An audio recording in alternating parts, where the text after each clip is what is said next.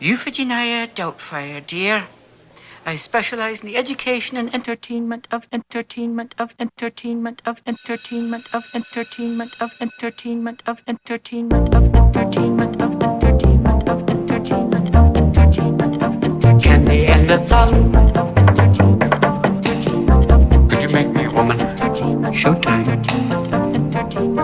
I know you're used to Lucy, but I run daggers for you, daggers for you. I know you're used to Lucy, but I run go pop pop pop some neurons. I know you're used to Lucy, dinner dinner din, such a shun. It tastes good, such a shun. I know you're used to Lucy, but I run. Surprise. Hip hop, bebop, dance till you drop. Hip hop, bebop doesn't mean that they don't love. Hip hop, bebop, bop bop bop, dance till you drop. Hip hop, bebop. Just a little bit of nicotine. The sun. Just a little bit of nicotine. Cream in your sugar now. Little bit of nicotine doesn't mean that they don't love you.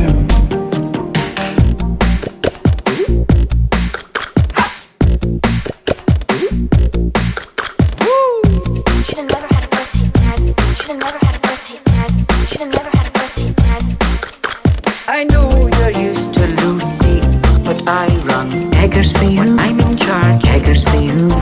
I know you're used to Lucy, but I run go pop pop pop some neurons. I know you're used to Lucy, but I run such a shun, such a shun.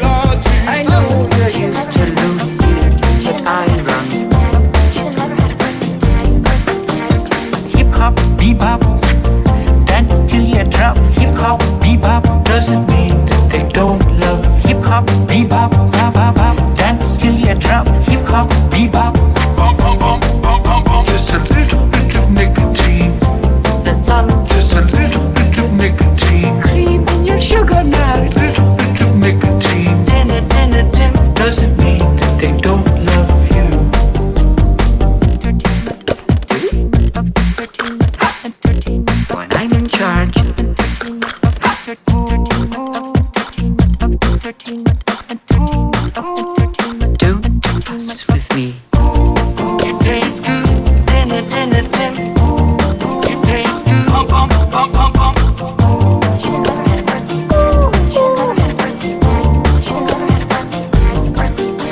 I know you're used to Lucy, but I run such a shun, such a shun. I'm in charge. I know you're used to Lucy, but I run.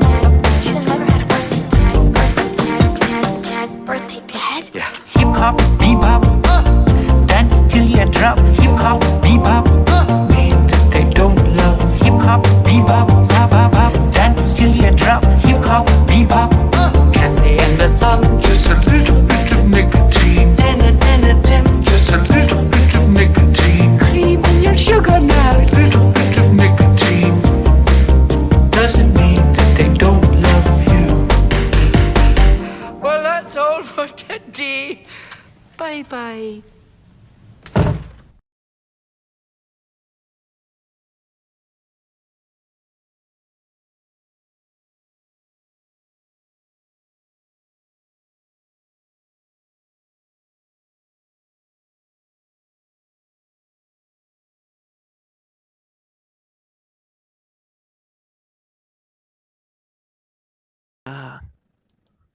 Well, hello, everyone. Welcome to another DaraChat. My name is Dare Moose, or Dare for short, because some of you people out there, you got a first grade language, and I ain't appreciative of it. Okay, it's Dare Moose, not Dare Mouth. Some of you need to smack in the mouth. But anyway, Scaramouche? no, like vermouth. Vermouth, Like vermouth, okay. yes. That's where I base it up from. But anyway, hello everyone. Of course, I get to have on the lovely KataJade or KataJade. I don't know which you Kata or Kata. I'll answer to anything, but just don't make me late for dinner. Surely you can't be serious. Don't Yeah, surely. No, I'm just kidding. Don't call me Shirley. Thank you, Airplane, for that. But anyway, it's nice to get to have you on, young lady. I know it's been I been a like the bit of young. what? Yeah, I like the young. Hey, Keep with the young. You're there my you new go. best friend there. Oh, there you go. Hey, you know what? Sometimes we all need a little reminder once in a while. But no, but thank you for coming on. It was a bit of It's a bit of a um. journey getting me on here. You had Oh to take yes. me down. You had to nail my feet down to get me on here. No, none of No, that. None of I'm that. just kidding. I'm just kidding. It was Gorilla Glue. But Oh, yeah, that's right. why are my shoes? Why are my shoes moving? Gorilla Glue strikes again. That's right. For only $5.99, you too can have your own. When your own mom can't get out of her bed, that's when Gorilla Glue has struck. Bam. But no, but yes, it certainly has been a bit of a journey, but I'm thankful for it anyway because, of course, I know that for you it's sort of a new thing, and that's okay Yes. to experience new things. No I one's actually have gonna. to talk about myself. I don't have games to distract, so Well, nothing wrong with that. A conversation is always distracting. You say, "Look, there's a squirrel over there." Anyway, so I was telling you about the garbage I took out, stuff like that. So the mail came in, and I'll tell you what, the IRS was not happy, if you know what I mean. But Oh, anyway, the point of the matter is, luckily, by the way, I got my taxes done way before. All right, I I don't do was my taxes, so what? I'm a disabled vet. It's non-taxable income, so I don't have to file taxes. I haven't filed taxes in close to 10 years now. Oh, I didn't know that. That's not a flex, by the way. I don't know. I haven't experienced it for a while, so Right. Well, now that you said that, now it does seem like a flex. So well, you are. now, of course, Big Brother's probably going to listen in and get me for something. Kata says she has money on the side. Get her! Get her! Better. Well, I mean, you'd have to do it for. Uh, you're in the creator program, aren't you? No. The creator program. See, that's so funny. The creator program, I read all the fine print as much as I can because I like reading it. And so they mention that the creator program was designed to help you grow. Mm-hmm. But then I just saw something on X from one of the prominent creators on there One said of many. that the creator program was going to be new now. It used to be 20 unique chatters, now it's 50. You have to have Oh, so many followers added. And so because the creator program is only for people who want to grow. And it's like, but wait a second, the creator mm-mm, program was made to help you grow. So which mm. is it? Oh, And the right. ads, and then somebody mentions how they said, well, if you want it to be like that, don't make premium part of the requirement to be in the Right. creator program. And Right. he responded back to that post, said that the end game is the Rumble Premium. Well, first off, let me just say I know the post you're talking about, so I understand. First off, he doesn't set the rules, so there's I just no didn't want to say his name. I didn't want to right. because I that's know not, it's lumpy. I know who you're talking about. But the point of the yeah. matter is though is that that's not a for sure thing. That's more of like discussing an idea. Like Pep Hmm. Killer has Oh, discussed okay. the idea of tiered system. So even if he says it, take it with a grain of salt unless it's officially done by Rumble, which is a totally different story. But no, that's not a for real thing. I saw that post by Lumpy. I know what it's about. It's not a for real thing. It's just discussing it. Maybe this is what it should be. Well, I didn't think it would be official per se because I know he's not part of the official Rumble, but it Mm, just infuriates me because in your fine print in the creator program, mm. you say is to help you grow, meaning Yeah. it's there to help you, like put you out there more, Mm. etc. And you're paying the premium, so you're already paying money out of pocket. I know it's $10 a month or so, however much it ends up, but that's still money Right. out of your pocket Right. You're. to have the chance of making money out of the creator program. Mhm, And the thing is that it doesn't put you out there. It mhm. doesn't get your name out there. Like, Right. it's funny, me being on your program here has gotten me more exposure than that program Mm. has on Rumble. Right. And at So the beginning of it, it did start out that way. There was a separate. I know this is talking about the Rumble stuff, but it's here now. But it did start out that way, where it had a separate creator page, and the creators had a blue badge and all stuff. But then something mhm. happened, and Rumble Yeah, decided and to I change don't that. know. I don't. I saw. I think I saw in one of your recent. Uh, was it on Tuesday? Your guest on Tuesday talking about how they only have so much money to go around in the creator program, and more people are getting into it. So more people going into it means that there's less money to go around. I remember somebody somewhere saying something like that. So That might have been either Daniel or Comics Ed, which was I think it's yesterday. Daniel, Yeah, the one Daniel. that I heard that on. So it's like Yeah. it makes sense, but then don't put on your page when you apply for the creator program, it's to help you grow, because if Hmm. you're already supposed to be growing on your own, Yeah.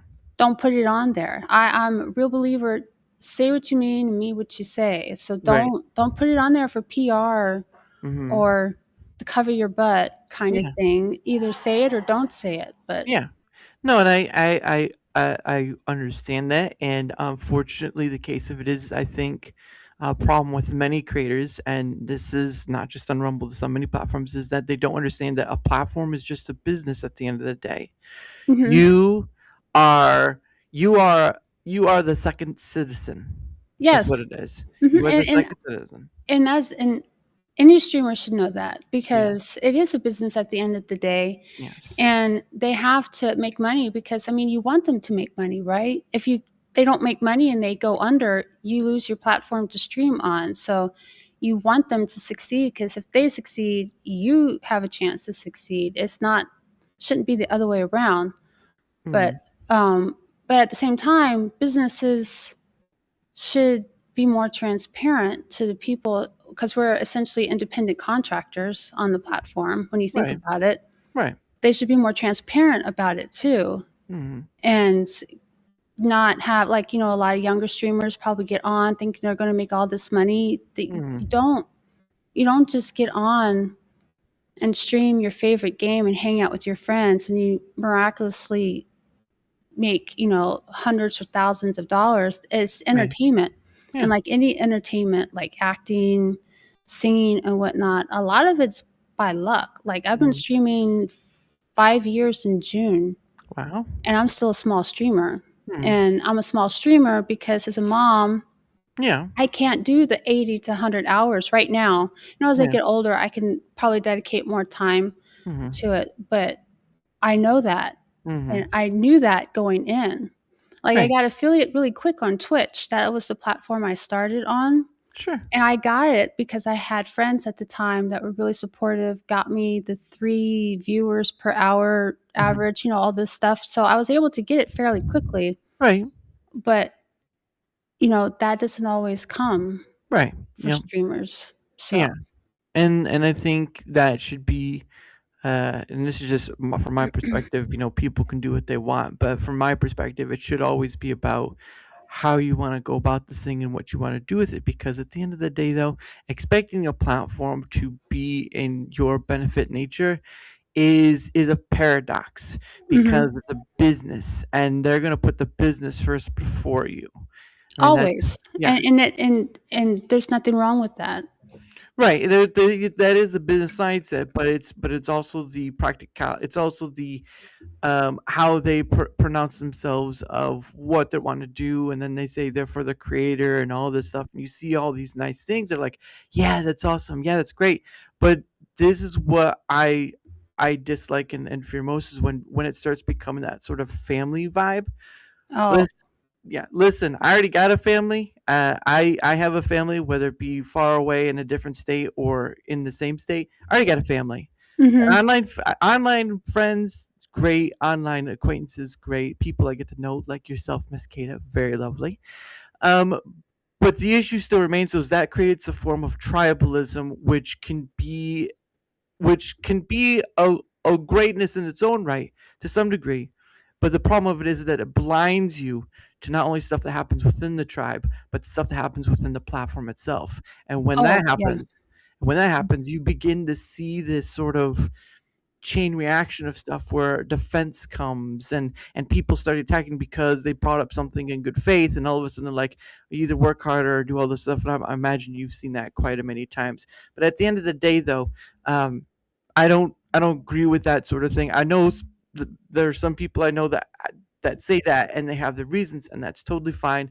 Do what you will. Again, content creation is how you want to go about it. But at the end of the day, when you start calling things a family and all this stuff, when you create that tribalism aspect, which we're all human, we all have that.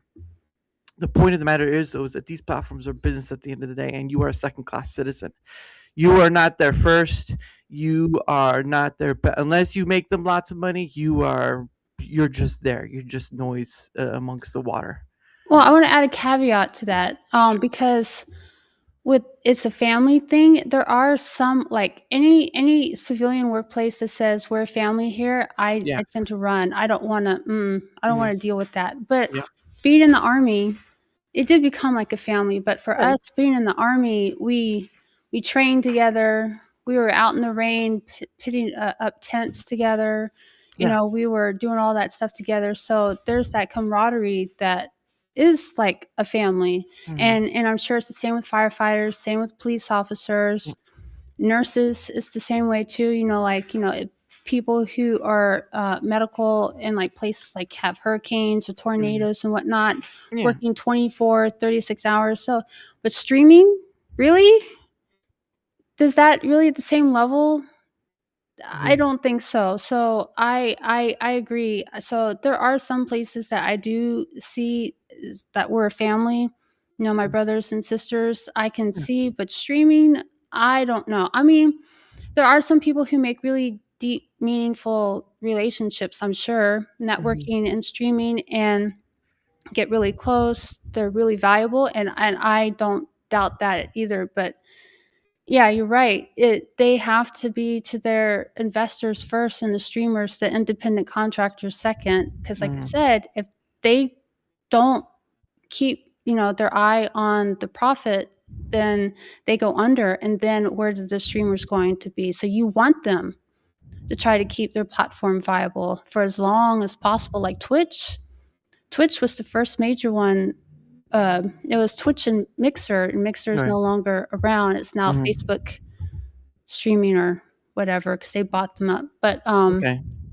now Twitch, I always like to say they got too big for their britches. They thought they Mhm. were the best thing because they were the first major streaming platform. But Mhm. now they're really falling kind of behind on the numbers. Now you have all these other ones like Kick and YouTube really revved up the streaming. And then when Rumble came around and now they're really big into streaming, TikTok really Mhm. got into streaming, gaming streaming. So now they have competition and they're kind of going away. Like I always say, the IBM, because I'm old. So I remember IBM. And It's still around. IBM barely, but that's my point. That's my Right. point. They were the first and only, for a while, the only computer company to make Mhm. home PCs. Yeah. And then in the 90s, all the micro PC companies started popping up all over the country to Mhm. make the computers that sell as is, or you make your own, Yeah. you buy the components. I used to make my computers all the time Mhm. back in the day. IBM, like, oh, they'll never get to us. And now look where they are. I Mhm. mean, they're still around, Right. but not like they used to be. And I feel like Twitch is following the same footsteps of that with streaming, and that should be a cautionary tale. Like you want the platform to make sure that they stay viable from year to year Mhm. and try to do its best to stay like you said, they're a business. So Mhm. Well, but the other side of that equation too is that while you do want them to be viable, you also want them to be responsive to creating a place that people want to come to, right?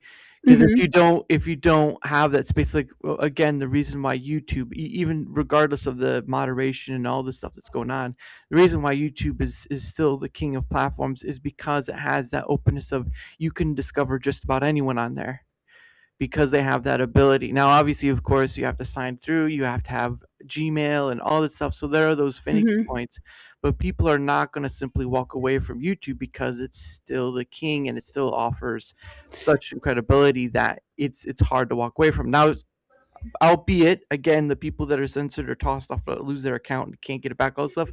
The different aspect, right? But Mhm. the problem of it is though is that in this sphere of in the sphere of content creation, this is where multi-platforming is going to become the more mainstay, because I don't believe in being on a single platform. It's just Oh, yeah. not worth it anymore. Because I multi-stream. I stream on 4.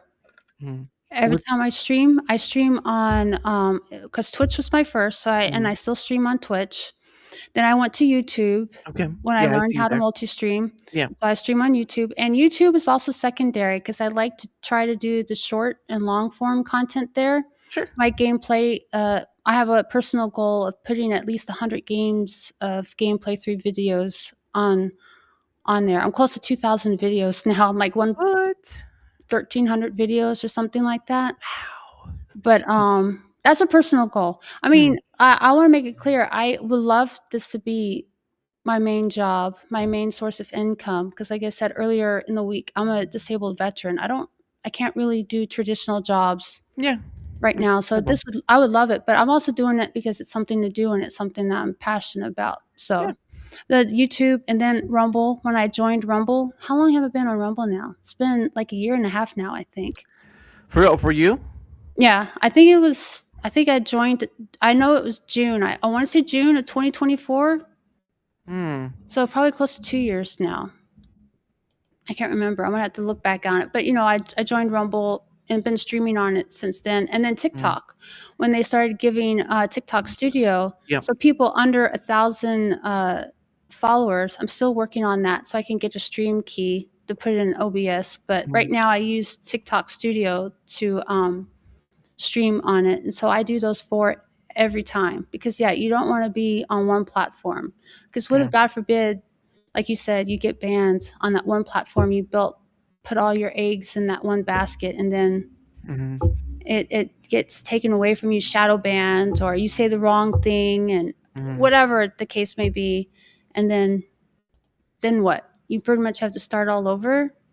Yeah, that's scary. Actually, should be scary for every streamer or content creator in general to do it all on one platform. Yeah, and I think many learn too late of that regard. But no, it is a scary bit because of that danger. But I don't think people think in that accord because they're too busy. Like obviously, of course, there's only so much energy you can expand on doing this thing. Like I've talked to people who are streaming to like 7 to 11 different platforms. So yeah, Wow, crazy. that's Oof. definitely a feat. Oh my goodness, Yeah, it's a lot. sounds exhausting. Well, I All mean, the time? it depends on the tools you use, right? If you use tools to help make that process a bit easier, then it's not so That's bad. true. Because If Rumble you're Studio, you can add as many links as you need, and it basically is the restreamer for you. You just stream to Rumble Studio, and it sends it to everywhere. I Yeah, forgot about depending on that. depending on which side is either direct or canvas. Direct is more like it just uses as a put through, where canvas is directly from, like, say if you want to do like StreamYard or whatever in that regard. But yeah, it's definitely there. The tools out there. I think that's also another issues too I have with some content creators is when they say it's really hard work. It's like, well, it's only as hard as easy as you make it, Mhm. right? However you want to go about this, if you want to go into it really hard and all this stuff, well, then you have decided, you have chosen to make it hard. But there are tools out there that can help, grease the wheel and that sort of thing. But it depends on the individual.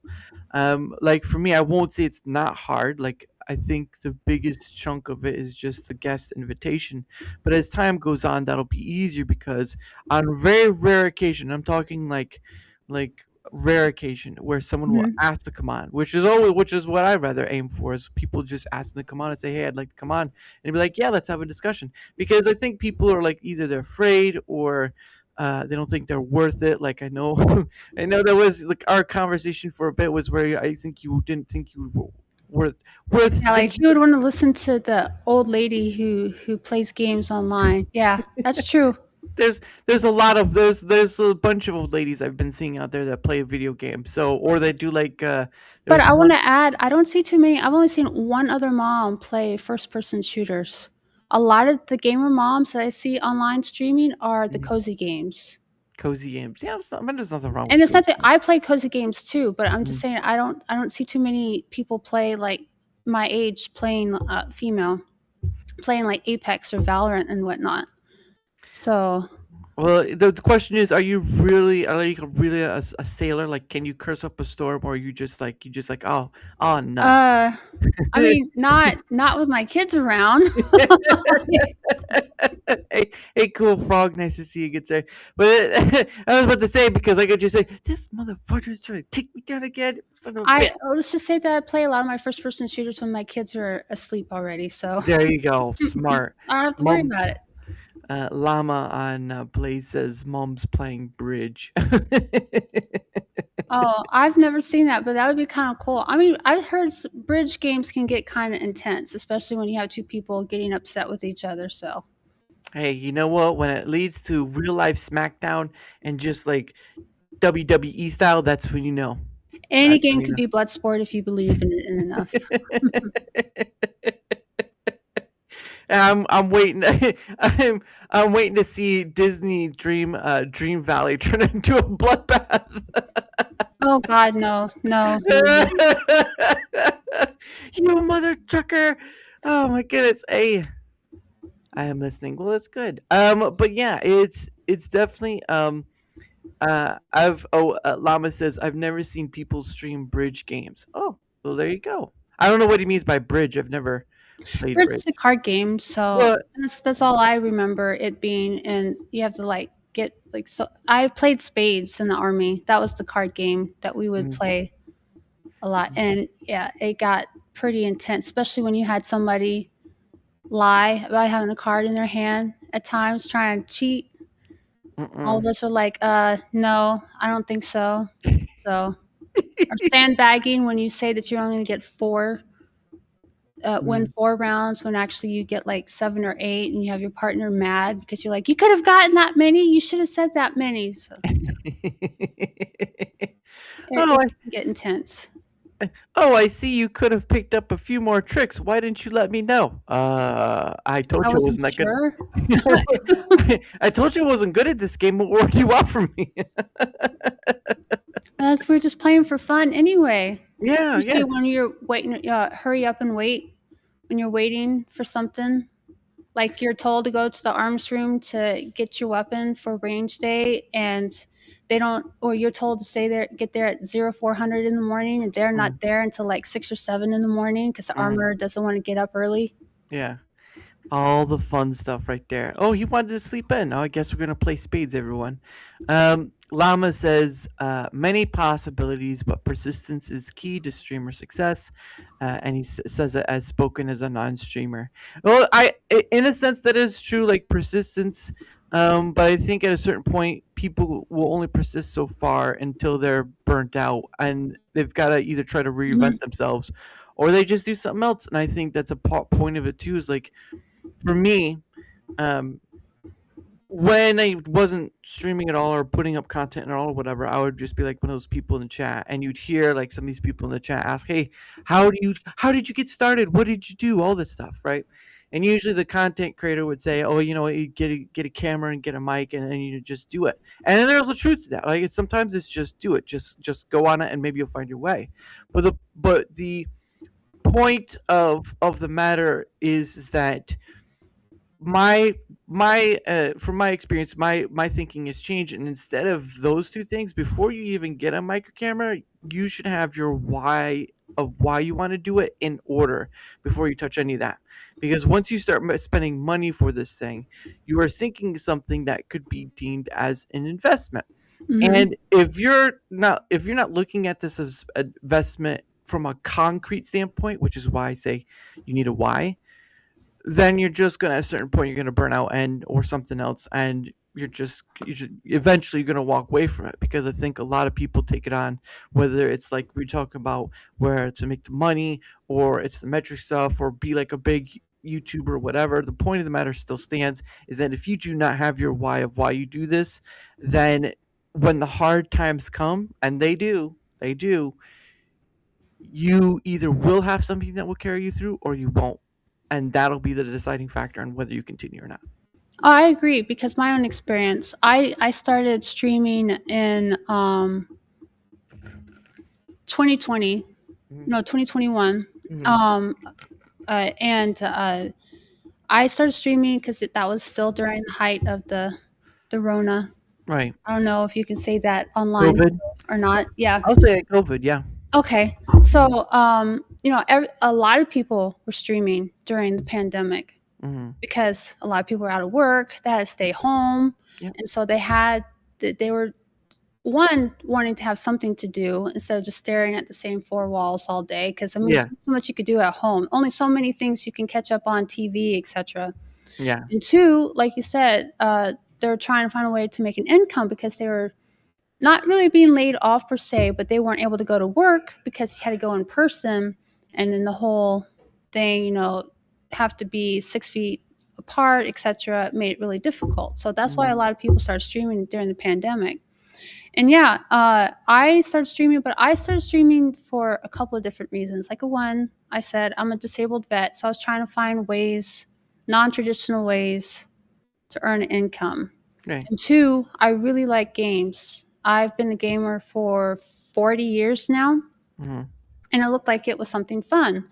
And three, part of my disability, I have a lot of anxiety, like I've Mm-hmm. mentioned, and I'm not ashamed to admit that part. And because of that anxiety, I have a hard time, social anxiety, Mm-hmm. etc. Right? Yeah. So, in a way, streaming for me is a way to still interact with the world Mm-hmm. and connect to people like you. I've made other friends online, right? Yeah. Yeah. And I saw it as a way to not isolate myself, if that makes Mm-hmm. sense. Yeah. Because if I can't do it so much in the real world, I can at least do it online. So those were Mm-hmm. my three major reasons to start streaming. And yes, when I see like the gamer moms, for instance, the cozy gamers, and they get the 300 views, they get the 400 views. I've seen some who started about the same time I did, who only had 10, 15 viewers, and now they're getting over 100 viewers. Mm-hmm. It is discouraging. And I will admit, I got discouraged. I got the whole, and you saw the post like, I'm just going to quit. Why should I keep doing this? It Yeah. sucks. Nothing is going on.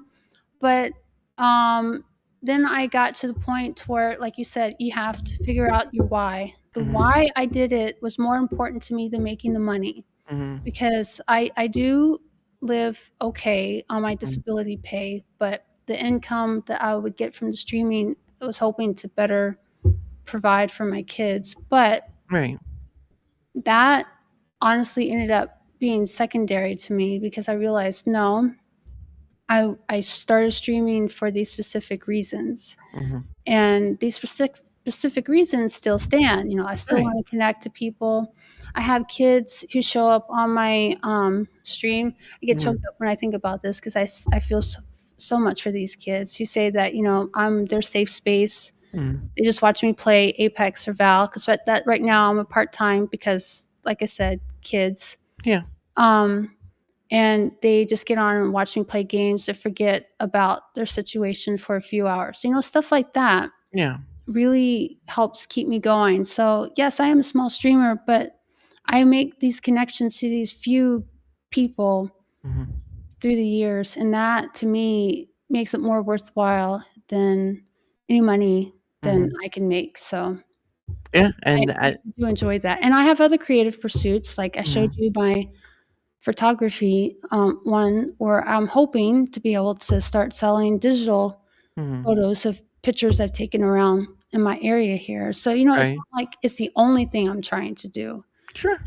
to earn an income also. So, Yeah, and that right there shows you that at least you've got the heart of it right, because I think when it start mattering mostly, which can also make it hard too. Like if you have to take a step back, it also make it hard to do so because it so means so much to you. But I think when you found your why in it and then the meaning out of it, I think that can carry you through more than any of the other stuff that plagues other content creators. Which again, this is such a huge sphere across multiple platforms, and mhm. and the issues that remain are is that it's a very saturated situation. This is not a few hundred people out there amongst different platforms. No, this is Mm, millions. millions, yeah, Mm. especially after the pandemic, because not Yes. everybody got their job back after the pandemic. But Yeah. also the why is another reason. Um, I've had some not nice experiences Mm. also. Like, Mm. I've had one person come, on my Twitch early on, like, within the first year, Okay. call me Big Nose Granny because they were a sore loser in a Val game, Right. and made 2 more accounts just to come and to harass me on in my chat, and then Right. I had another one come in. I don't remember if it wasn't even a comp game in Val. It was like a Swift play or something like that. And they Right. were being obnoxious in voice chat. And they came onto my chat and said, I hope you get essayed or something really horrible. Right. The Yeah. why also helps carry you through that as Mm. well. Of course, Mm. you can ban them and not have to deal with them anymore. But then if you don't have your why, when you have stuff like this happen to Yeah. you, talk about discouraging, right? Yeah. It will make you sit back and think, why am I putting myself through this? But Yeah. the reasons I just said tells me that's why I'm doing it, and Yeah. I keep doing it. Yeah, and that's very valuable and stuff. And yeah, I've run across situations where I've had to mute or block where a person. Very rarely do I do it, but it's like at a certain point, I'm not going to accept that stance someone else gives. And it's not like going out and ban everyone for like every little thing. No, it's more. There's a limit that you can handle, right? So Mhm. you take the people who keep pushing and pushing, pushing, saying, "All right, well, I've gave you your warnings. Now the punishment comes because if I have to be the adult in the room, I'm going to be the adult in the room. And I'm just going to tell you right now, you're not going to like me and I don't care." And I've had to do that. There was one time I was doing my Rumble Squared show. And for those who don't know what Rumble Squared is, it's where I bring on people who use the Rumble platform in any capacity and just talk about their issues and wish list stuff and all this, just their experience of the platform they use and want to see succeed.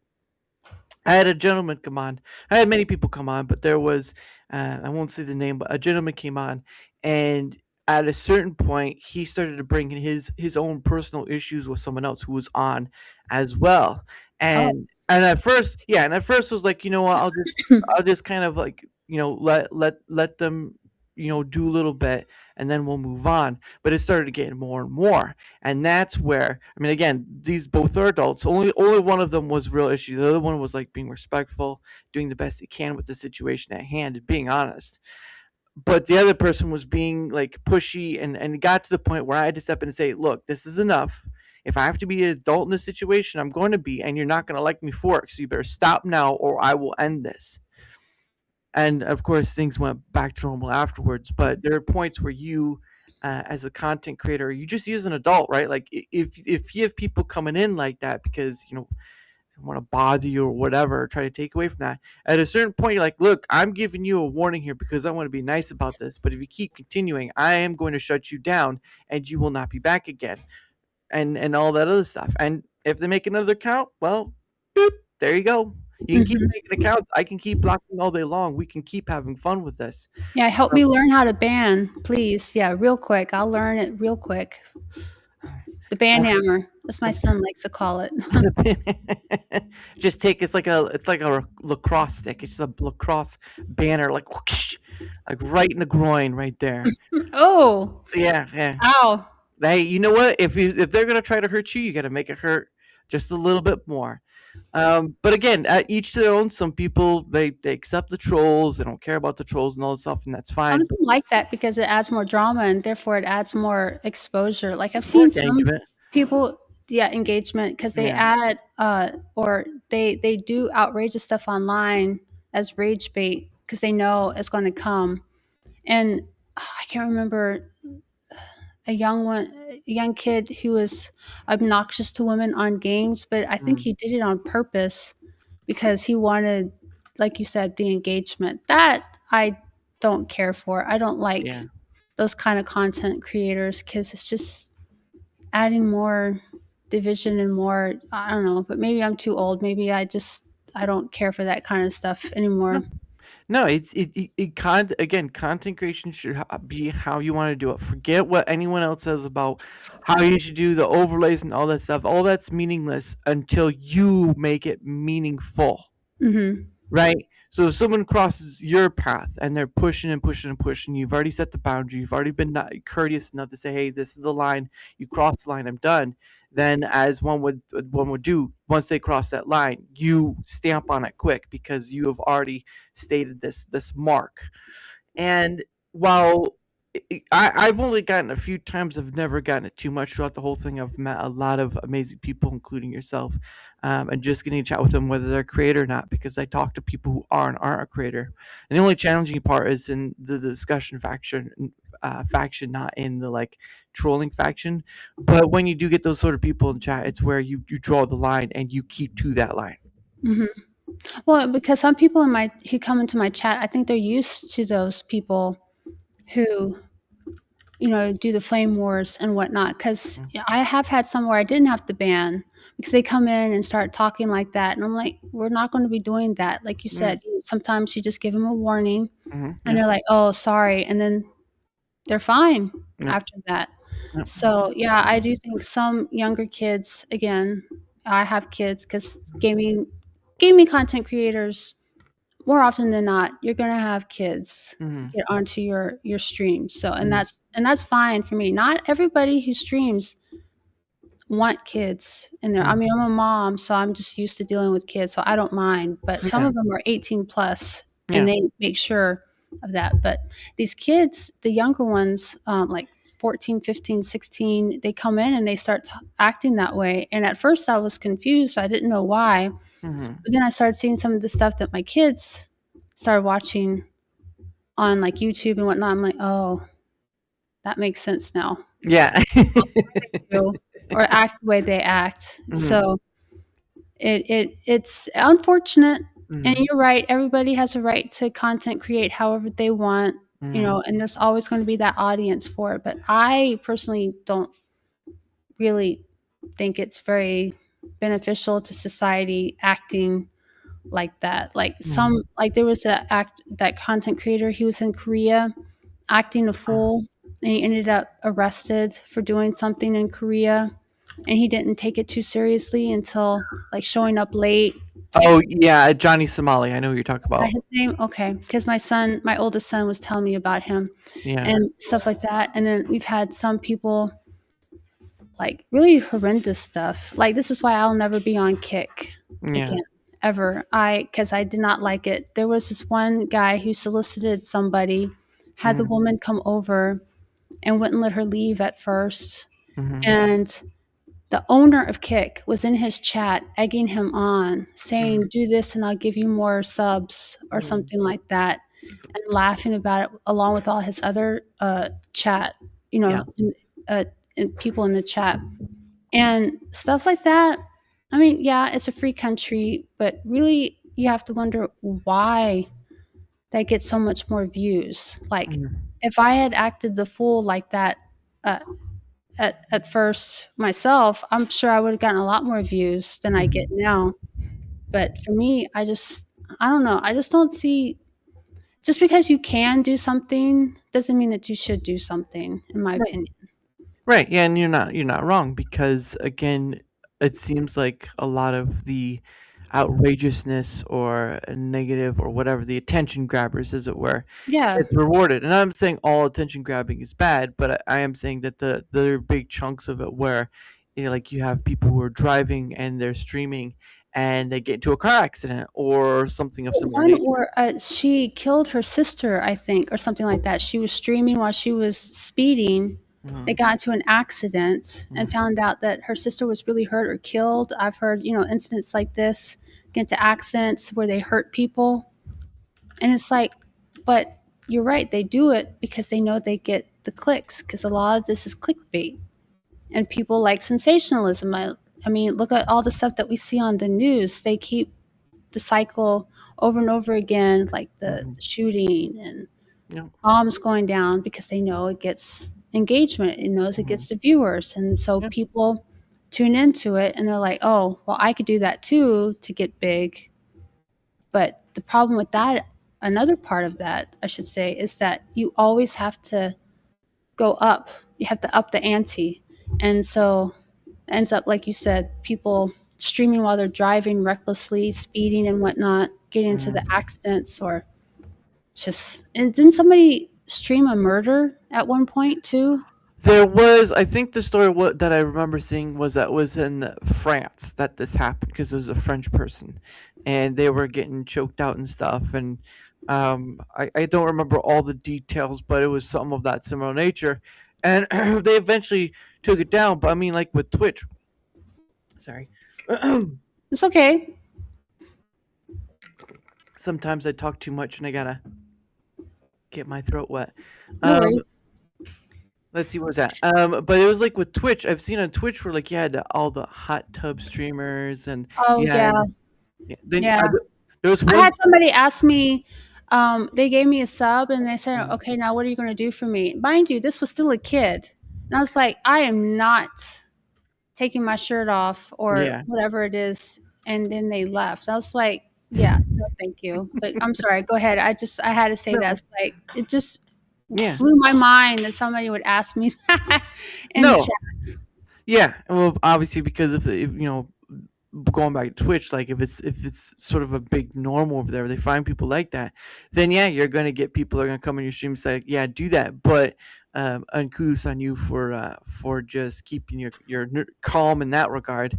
But I mean, it's just like there was one story I saw where like someone was caught, like someone got a girl got a ban for like supposedly there was something going on that shouldn't have, but it was off camera. So you only saw half of her, but you could tell something was going on because she was moving and stuff. Like I think Certain it was acts, shall I yeah. say?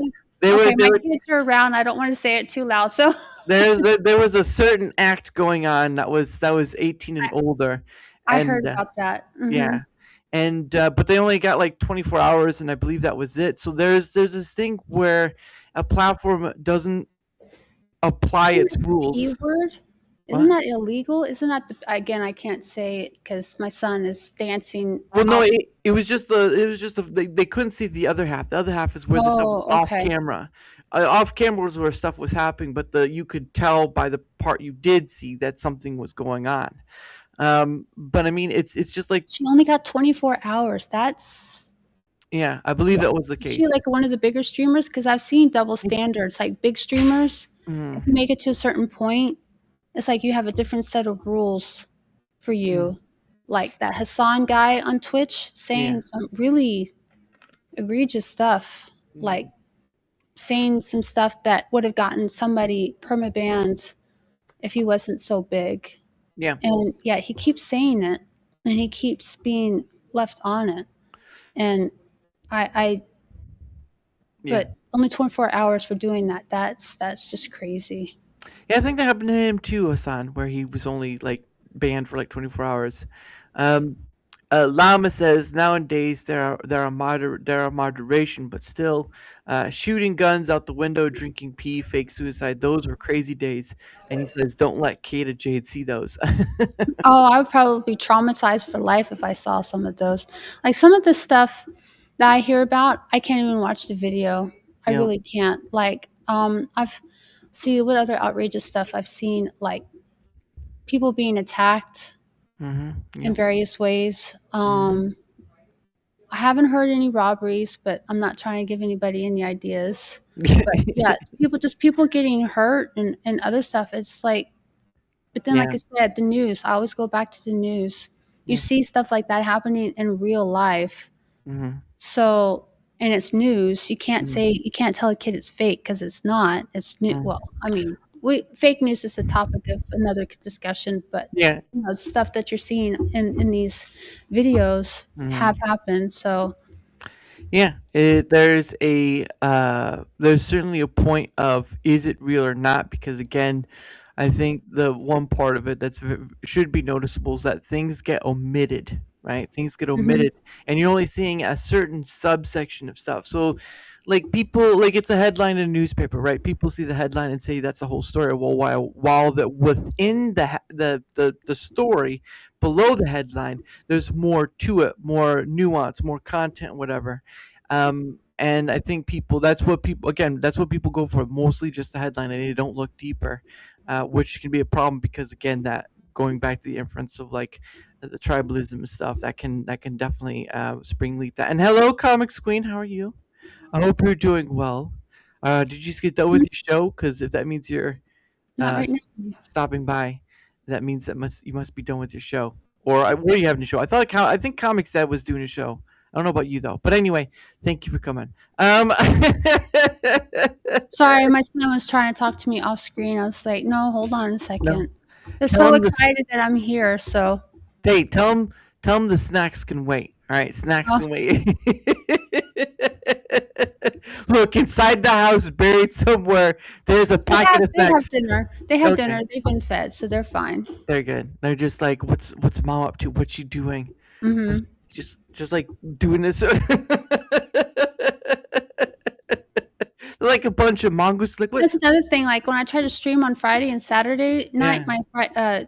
the times I have for right now, Hmm. they're always coming up to me while I'm like trying to play, and I'm in the middle, like in Apex, I'm in the middle of a firefight, and they gotten to the point where they understand. It's like, can't talk now. I'm in the middle of a fight, and so they just wait there until I'm done, and then I'll be like, okay, I'm done, and then I'll ask them what they need. So Yeah. yeah, And Llama said, just order Uber Eats if you want a snacks.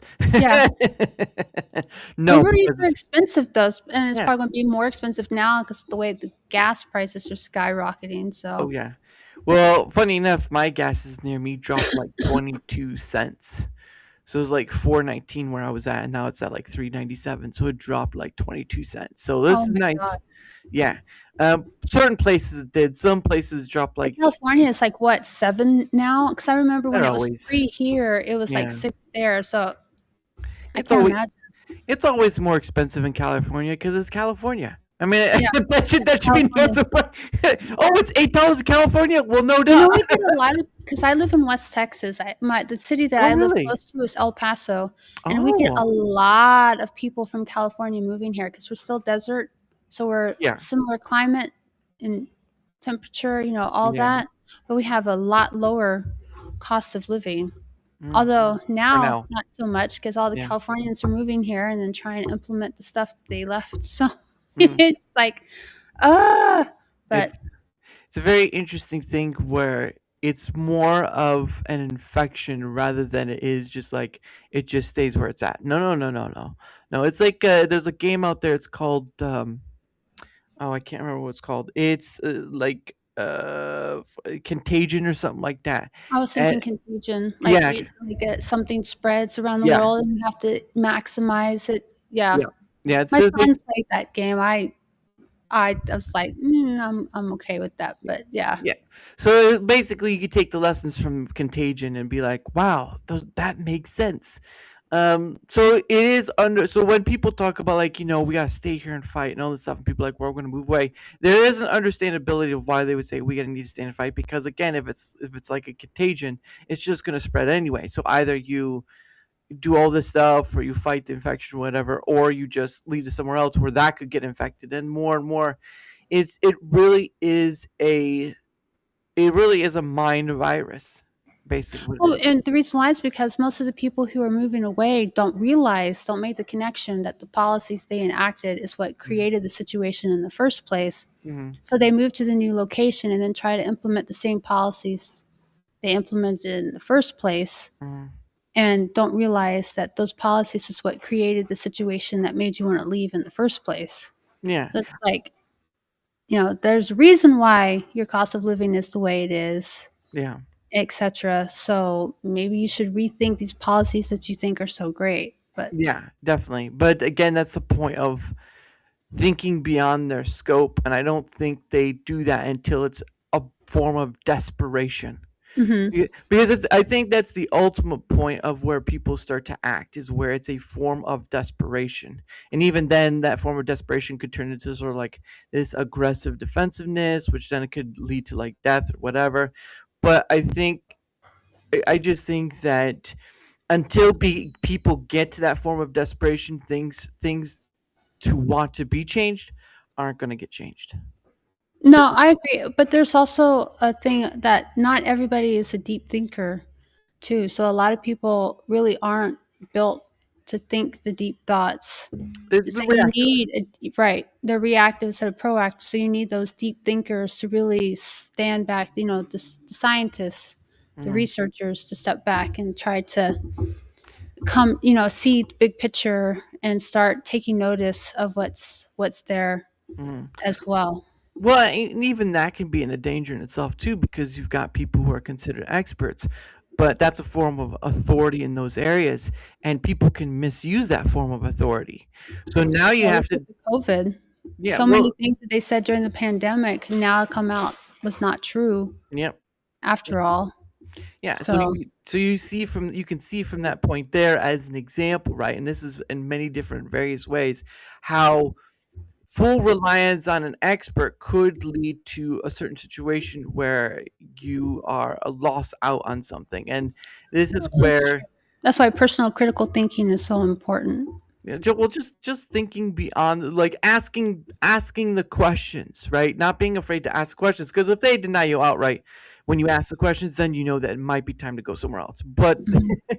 but beyond that point, um, there is a form of just in that thinking, but again, it goes back to that, some people are just more reactive than proactive, and even the ones who are, you know like scientists and all this stuff, even the ones who are trying some can sometimes step in their own uh, dog crap, as it were, Yeah. and they don't take a step back and say, okay, so why did I step there? Why did I? And we're human beings. We're not going to get it all the time, so that should be taken account. But we are in a situation where, we're talking about critical thinking, and we want people to critically think, but we're so busy and enchanted and distracted and all these nice weird little things about us with all the technologies and stuff, that it becomes a information overload, and you just Yeah, there's so much. Yeah, it's true. So much information out there. I was in sociology before Mhm, my life turned to crap, and I was studying, and I was really fascinated in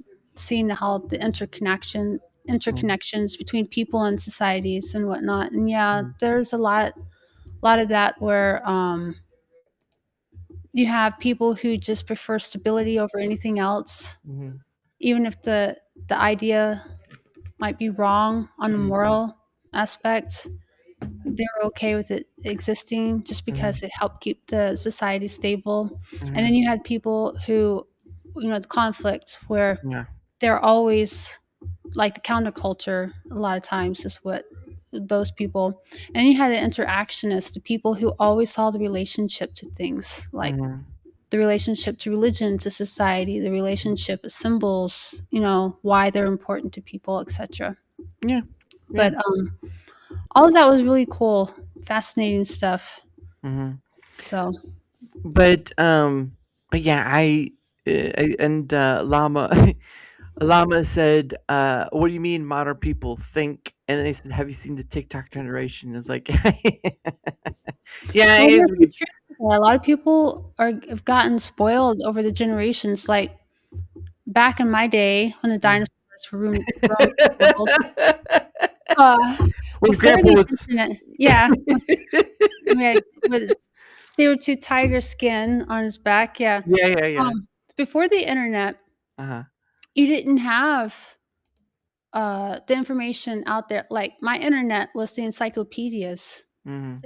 Actively in libraries. I mean, don't get me wrong, libraries are still a major source, and they're a major source now, but in different ways. Yeah. But you really, to learn about all that stuff, you really had to be active. And the boob tube, as the TV was called, was really the only thing that was passive to just Hmm. turn your brain off. But now with the internet, you have you can ask Chat GPT a question, for instance, and I'll bring it up. You didn't actively have to research something. Hmm. Or YouTube, you can just put, search and search bar what you're looking for, and you get all these kind of videos. So it's all given to you, as opposed to actively having to look for it. So yeah, modern society has definitely gotten spoiled since the Well, internet really came to where it is now. I think the internet kind of quickened it, but I think humans have always been in the pursuit of a form of convenience, or beyond the evolutionary of technology itself, right? Like from horse carriage to a car, to Oh, irrigation systems, so farmers yeah, didn't have to lug water. No, I agree, but those still gave you a little bit more of a balance, I feel like. It mhm, wasn't like a car, you still have to drive it. It's not self-propelled car, right, you know?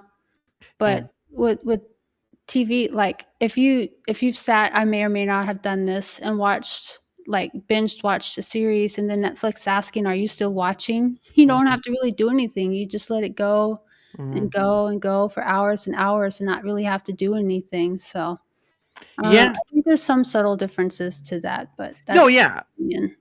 agreed, agreed. And Llama said, "Look for it," unquote. In the past, just means googling anyway. Yeah, True, yeah. but you had to know what you're looking for, like spell checker. I am the world's worst speller, and so What? I actually had to use a dictionary while I was writing and look up words. Because now spell checker, if you do it close enough, Mm, it'll fix it for you. But back in the day, the dinosaur days, you had to have a dictionary, and you had to remember at least close to how the spelling was to be able to look it up. Because if you mm, didn't remember yeah, close enough, how are you going to find the word? So yeah. looking it up isn't quite the same now as it was back then. I'll Yes. just leave it It's- with that. It had a dictionary and he had an encyclopedia. And it's ENCYCLOP. thesaurus, so you didn't say the same Thesaurus, word yeah. over and over again. Yeah, thesaurus. That's always a good one. Say, what dinosaur was that? It was called a thesaurus. You're Yes. welcome. It was a brainy dinosaur. Because Kata Llama says KataJade spelling check. Yes. Oh goodness, that is funny though. I've never. I mean, you do have the predicting text as well, like when your phone or whatever predicts like what that text could be. The So there's predictive that too. text is funny. It's like, have I really been saying this word that many times? Like, uh, okay. Yeah, yeah. How did I drop the F bomb so many times? I thought it was just only once. Yes. Um, yeah, exactly. But it is so what? So it is the top of the hour, and so what happens, Kata Jade? I'm pretty sure you've seen it as well at times. But we'll just describe it. What happens is I set aside some time for me and my guests to promote stuff, whether they're a creator or not. It doesn't matter. Uh, if they're not a creator, they could say a few words. But what happens is that you and I, we do our thing. So like a mini stop and break, and then we'll get back into it after all this stuff. So I did get your link tree Okay. right here. So if you want to promote your stuff as is, the floor is yours. Okay, so I am a gaming streamer, but I also have my Anxious Rainbows. I also do photography. I'm trying to do my digital photography and get Mm, that off the ground. I am currently trying to sell stuff on my Pickfair store. mm, I have like over 600 pictures on there now, and I have it set really cheap, a dollar for digital downloads. If you like the desert landscape, you can download them, mm. print them out, make nice little wall art. I want Yeah. to start working on making calendars and stuff like that, but I need to Mhm. generate sources, material, money Yep. to be able to afford a camera. Because the camera that I want to get for the kind of pictures I want to get is like $1,200. Wow. Yeah, so That's that's a crazy. goal. That's an insane goal, I know. It's But, crazy. it's the kind of camera that I can take those gorgeous night pictures, like Oh. the Milky Way Mhm. streams, and then the sun and the moon without it being a little blurry blob on the Mhm. on the screen. So, Yeah. yeah, those are the kind of pictures I wanna take, and there's a lot of gorgeous sunsets out here. I'm not from the desert. I grew up in Florida, Oh, really? and I could not have been more opposite than here. The only similarity rather is that it's hot. Yeah. Dry heat, a wet heat, it's either being broiled or baked to death. It's so hot. There's no such thing. But is it dry heat? No, hot is hot.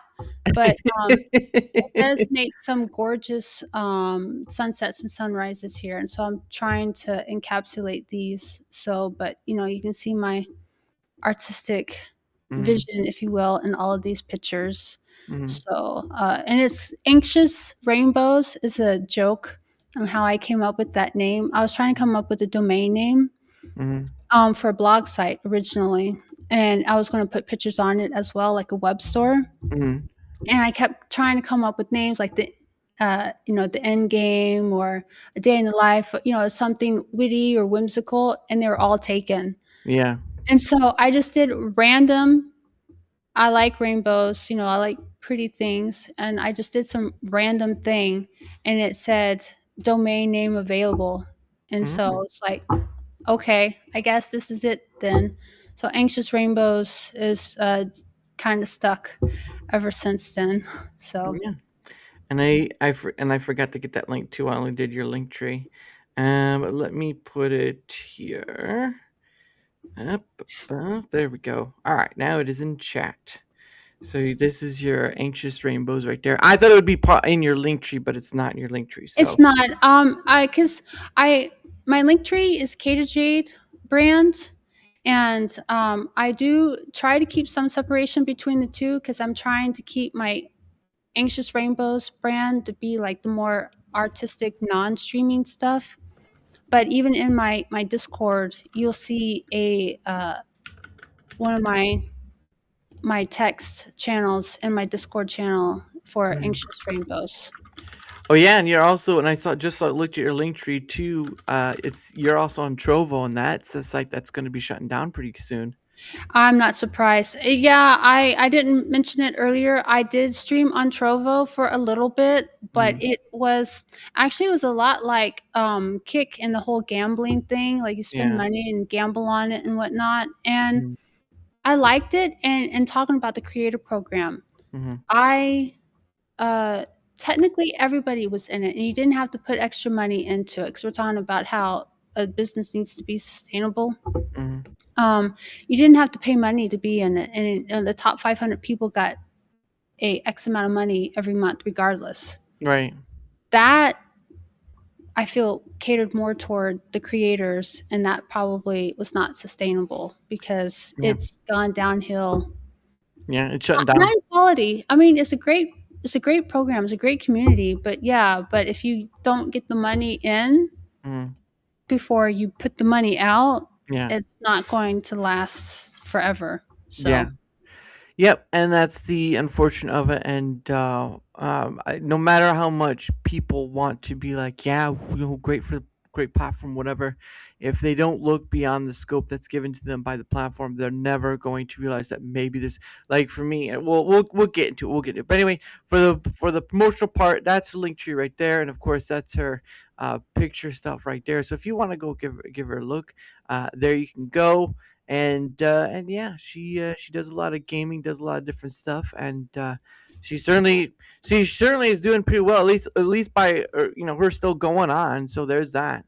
But if you want to check her out, her links are right there, so you're not too far from. And they'll be both on the Rumble side and YouTube side because I do stream there. I did post it in the chat for Blaze, but it doesn't last. Um, Blaze, I remember you talking about it on Tuesday. When I hear Blaze, I think about that conservative group. Yeah, yeah, yeah, that's the troubles. It's Blaze.stream, but that's called the Blaze, for that conservative thing. But yeah, I can see where Well, that okay. could go wrong. Yeah, but we can get that into a little later. But we're gonna get to the next part. So for those, for my end of things, whether you're on the Rumble side or YouTube side or Blaze, whichever one, this is first off is if you wouldn't mind, leave a like, share the content, leaving a comment or follow. Anything that helps with that engagement factor is much appreciated because not only does it help being seen more, like all content creators want to at a certain point, but it also helps in having other people on like KataJade, like Cool Frog and Frog Springs have had on. Again, I've had on over 330 various guests. Like the number just keeps climbing up because there's so many people to talk to. So every bit of that engagement factor on any of the sites is much welcome and much appreciated and so forth. But of course, this is my link tree as well. Well, it's not a link tree; it's a streamer's link. There's a gentleman by the name of Tommy who's created a site called Streamers where streamers can come. It's sort of like a link tree, but it offers a bit more free. Nothing. There's no charges for it. No, I think if you wanted to help them financially, you could just there's a way, I think, but for right now it's just free for everyone to use it. You can make like things. So um, with streamers, you could put all your social links up in there, but there's also a way for you to make events. So when you know what your week's going to be like, you can set up what that week's going to be like in a little event section and Okay. have all that there. And I Yeah. was On Tuesday, I actually made a streamer's account and I started working on it, but I didn't give you my streamer's account because it's still so new. I saw the event thing, so you could put like when you stream. here, let me just get let me bring it up because it's better to show a visual rather than try to describe it. Otherwise, I'm gonna be here all night. Um, and all night's not what I'm gonna do because I do want to go to bed at some point. Yes, All right. sleep is Uh, yes. Okay. Here we go. Socials. No public profile. There we go. Okay. So here is. Let me do that. Here we go. So here is this back end for streamers. So you got this thing right here. It says manage upcoming events. So Mm-hmm. you can input the event title or whatever. You could do an image for it, the date, and all that stuff, and it will show up as on your. So put it in here, right? Go to community where everyone's at. Okay, let's hurry up there. So here I am, right? And it'll show up right there. So that's the upcoming events right there. Oh, okay. Yeah. Yeah, so Okay. that's what it does, and yeah, it does. I like that part, but beyond that point, there's other stuff people can go explore and stuff. But that is my streamers link. I'm trying it out. I do have a link tree, but it doesn't have all my links. This does have all my links, TikTok, Blaze, and all that stuff. So if you want to check it out, it's right there. Much appreciated if you do because then you can see where all I'm at, and I do have a lot of stuff. So thank you for that. And of course, there's a few things that I promote before we go on any further. The first one is something I'm a part of, even though I've been using it before I became part of their partner program, is Proton Pass. Now, this is just one part of the many different parts that it has. I believe right now they just added something called Proton Meet, which is sort of you can have your own meeting stuff. They do have a free version, but you only get like an hour. But you could do so much with it and all that. But this one is for the Proton Pass, which is a password manager. And Oh. I could describe a lot of it, but I did like this little intro thing that I did for it, which is reusing passwords is a risk you don't need to take. Proton Pass is the easiest switch you'll ever make, and I did kind of come up with that. So, what Proton Pass is again, it's a password manager, but it also offers a few things that can be really great. One is something called an email alias. So what that means is like say you want to sign up for a loyalty program, doesn't matter where, just like wherever. But you don't want to use your actual email. Well, guess what you can do? You can Proton Pass can actually generate a email you can use that will direct to your actual email address. Now, if you have Proton Mail, it will just direct to that, but it will direct to the email you want it directed to. And so when it does that, they don't have your actual email address. So if something happens, say like they get spammy or you're just tired of it or whatever, you can just delete that link, that mail that they have right there, and you won't get anything anymore from them because they don't have a way of getting stuff to you. So there's that. But regardless, Proton Pass offers a bunch more different things, but you can go to that link right there, check it out. You can make a free account. All right, there's paid versions, sure, but there's a free account you can make as well if you want to try it out. Great, free is always good. No ads, nothing like that. So if you sign up for it, you're not gonna get any ads or that silliness. But if you do want to go for the paid versions, there is more offered with that. So just be mindful of that. And there's more info in that link too. So give it a look. If it's worth your time, great. If not, it'll always be there for you to at least come back later and say, you know what, I think I may want to try this. So there's that. But the next one I promote, and this one is in your neck of the woods, although maybe not too close, something I like to call Biltong USA. And hey there, how are you for your stand? Thank you for being here. Um, but what for those who don't know what biltong is a South African snack. It's basically air dried cured meat. Um, Actually, I got something. I got a bit of it in today. I can show you what it's about.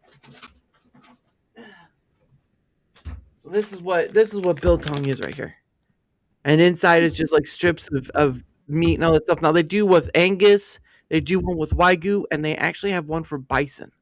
So if you want to do bison, they have spicy ones too. Although I don't like spicy much, but still I like to have it once in a while. Um, but they sell much more. The website link is right in there. They sell much more than the biltong. They sell like sweets and treats from the UK, crisp, all that sort of stuff. So if you want to give it a look, the link is right there. And if you do decide to buy something from the website, you can go to, you can use code DARA, DARA, a four-letter word you can say. All right, let's just be honest. There are a lot of four-letter words you shouldn't be saying, but this one you can say. It will save you 10% off your the whole of your cart, like whatever's in your cart, the total of whatever's in your cart, it'll save you 10% on that total. And believe me, I use it myself, so ain't no shame. Okay, ain't no shame. But again, it's all of it's right in there. If you want to take a look, links right there. Great people. I actually had the gentleman on. His name is Anton, and it's him and his wife and his kids doing it. They're actually located in Sunset, Texas. So Oh, yeah, hits the neck of the woods. Okay. so if But you you got to remember, East Texas is about 15 hours from here. So it's not quite neck of the woods, depending on where in Texas yeah. it Re happens to be. it's still in Texas. I don't know where Sunset, Texas is. All I know is it's in Texas. That's the important part. But at least but they do have a convenience store inside to where they sell, like, these, warm, like, meat buns or whatever. They also sell all the products they have on their online store in the convenience store, although Oh, I cool. don't think the code is gonna work, so don't try it at the store. But, but yeah, it's just them. They're great people. And I actually had Anton on, who's his name is Anton, the husband, the owner. Him and his wife Nicole, they run the business just themselves with their kids, and it's just a small family business in America. And yeah, it's a great way to support. I enjoy what they make. Um, and I promote them when I can. And they didn't have to give me of this stuff, but I appreciate it along the way. So thank you for that if they're out there.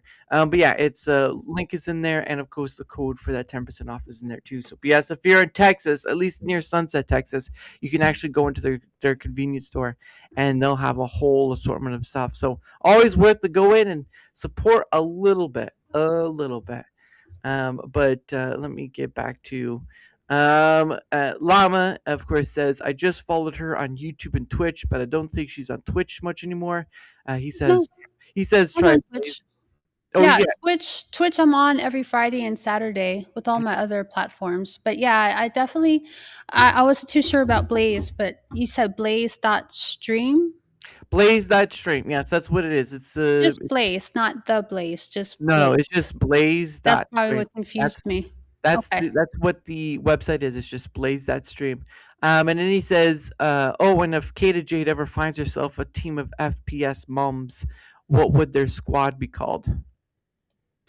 I actually this is kind of a flex. Actually, I'll admit it. In the 90s, I was like semi-pro. I competed in a few games. Like I was in a capture the flag team for Tribes 2 Ooh.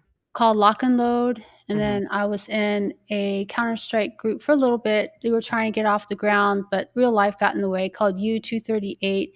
And then I was in a Counter Strike all female, the whole girl gamer bit, and we were called Chicks with Guns. I don't know. I'd probably go somewhere along that. Moms, I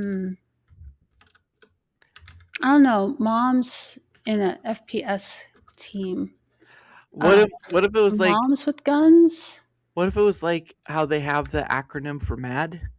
Um like you could have moms with guns. No, that wouldn't work.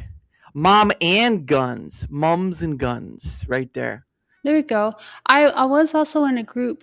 That's a whole saga also Mm. called Girls of Destruction. Okay. And Unreal Tournament for a little bit, but then also Rocket League, which was a mod of Quake 3, Yeah. and we competed a little bit. So Well, that's also a name of an actual game called Rocket League, which is just racing cars Yeah, to so whenever I see Rocket League, it always reminds me of the mod of yeah. the Quake 3 mod, but yeah, Mm, it's not it wasn't cars running around, it was mm. a mod of Quake 3. He's trying to give some help. He's trying to say one is Golden Valkyries is one, and another one he says is Mum Gunners.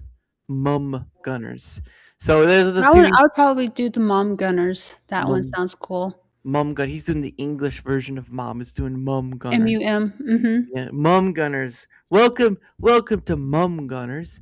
But yeah, it'd be pretty interesting to see what you'd come up with. Um, but uh, but but yeah, it's just a going back to the content creation stuff. It's just a fascination. Because even I didn't know what I wanted to do with it until I found what I wanted to do. And yeah, I think people just need to know that if you want to do it, great. Just have your why and make sure you understand that when you're walking in, you don't know how this is gonna go, and don't. I know people have goals. I know people have points they want to reach, like I don't know, levels or whatever, or like how many followers or whatnot, which is kind of a redundancy because followers are kind of like, to giving YouTube as an example, right? You can have 400 followers and have 20 views, right? Yeah. Mhm. And or you can have 400 followers and you can have double that in views. So there's that quandary of what does followers mean. Now I'm not saying that followers are bad or whatever. I'm just saying that in the grand scheme of things, followers becomes a moot point of metric when it's just like it's like I'm gonna your kids won't hear this, but this will very very sort of a raunchy way. It's nothing more than a dick measuring contest at this point, right? Like Well, followers. true, but it's also a metric that you have to get if you want to be monetized on YouTube. Like I would love to Yeah. get 500 subscribers on YouTube so I can start monetizing. And you're right because I have like 278 now. You're my 278th subscriber. Thank you so much, Darka. And No, please don't do applause. No. I usually but I've had some videos where I get 1,000 views and some where I get one. yeah, Like I yeah. have 278 subscribers, but I only get one view. Mhm, Okay. So yeah, I do, but you also have to work with the system too sometimes because it's a metric that they use to get monetized. You have to try to strive to get those viewers because I agree, subscribers is just one of a multifaceted mhm, metric system on mhm, whether or not you're making it in yeah, content creation. But if it's something that the company is using to see whether or not you should be monetized, you mhm. pretty much you don't have a choice. You have to do Right. that.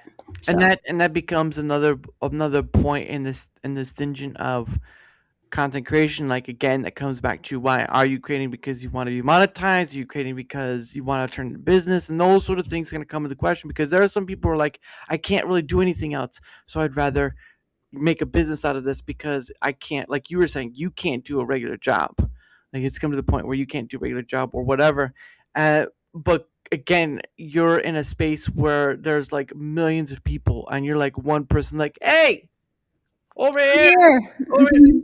It's like a fish market, right? Except this fish market is a lot of different people from a lot of different towns or platforms. Well, and that's why you also have to work on your brand too.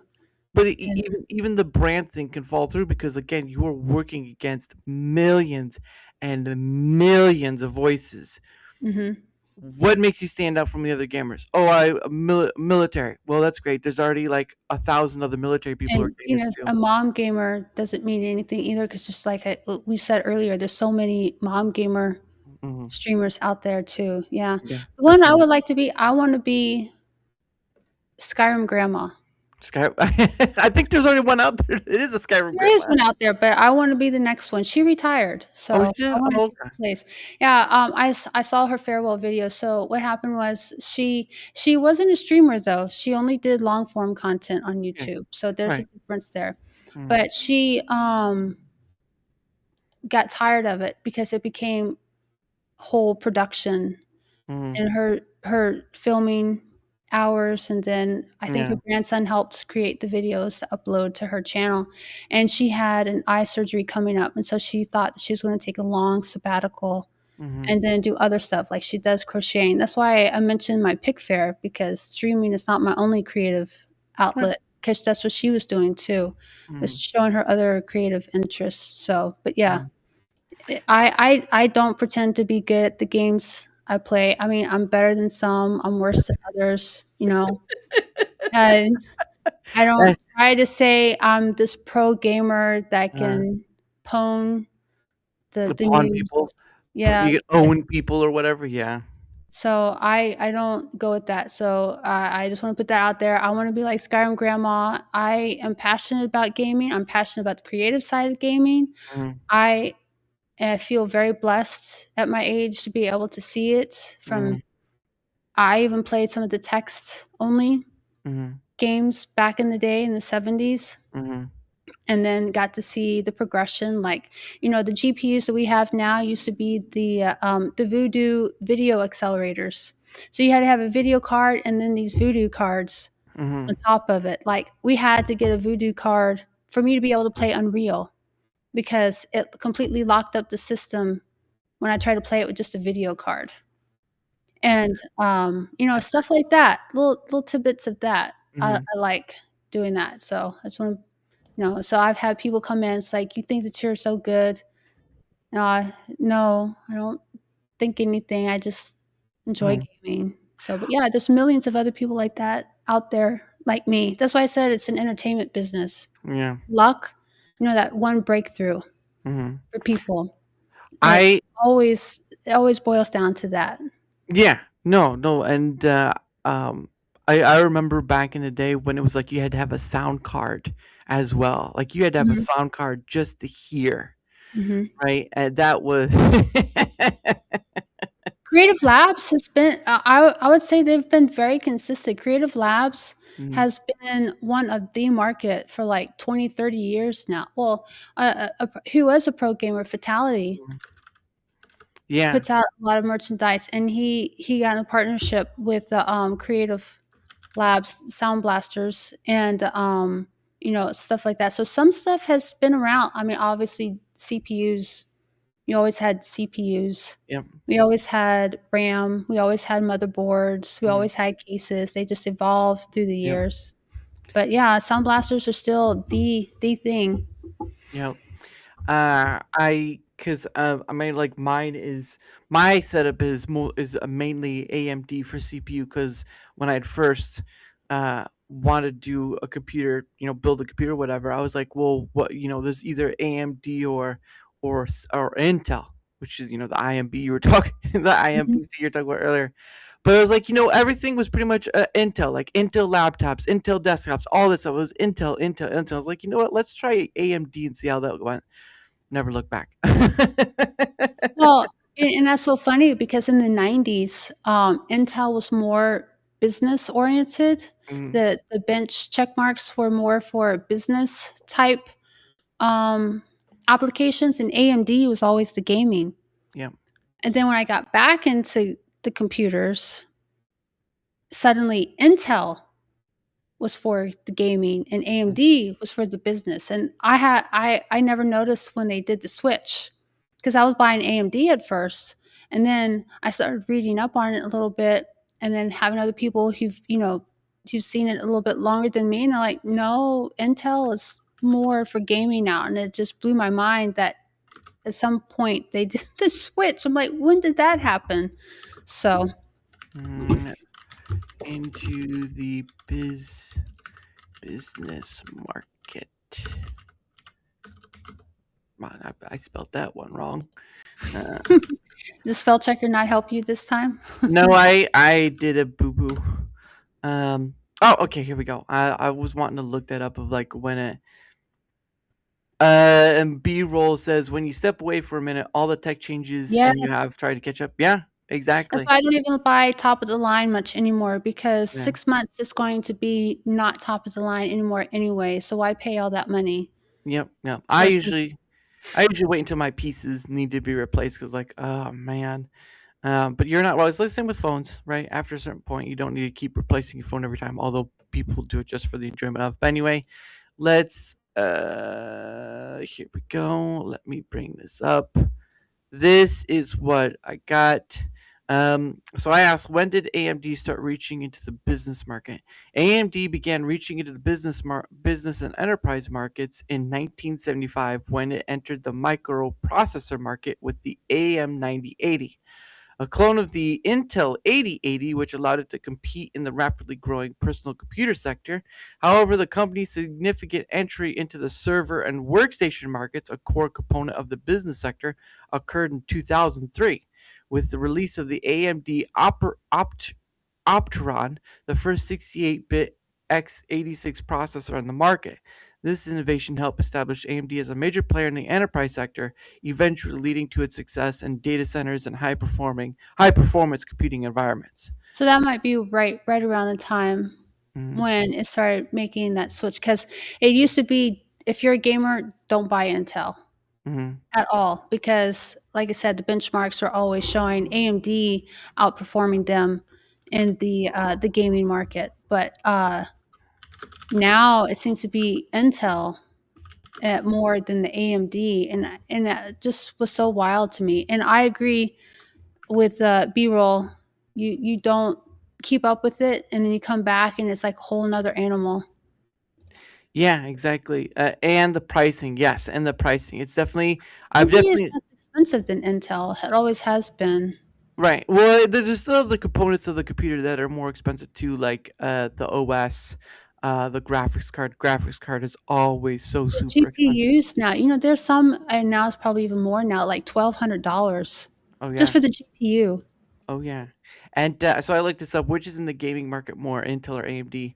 AMD has captured a significant and growing share of the gaming market, reaching 44.42% in December 2025, and 43.34%. Which, if you don't know, that's a palindrome right there. That's a palindrome.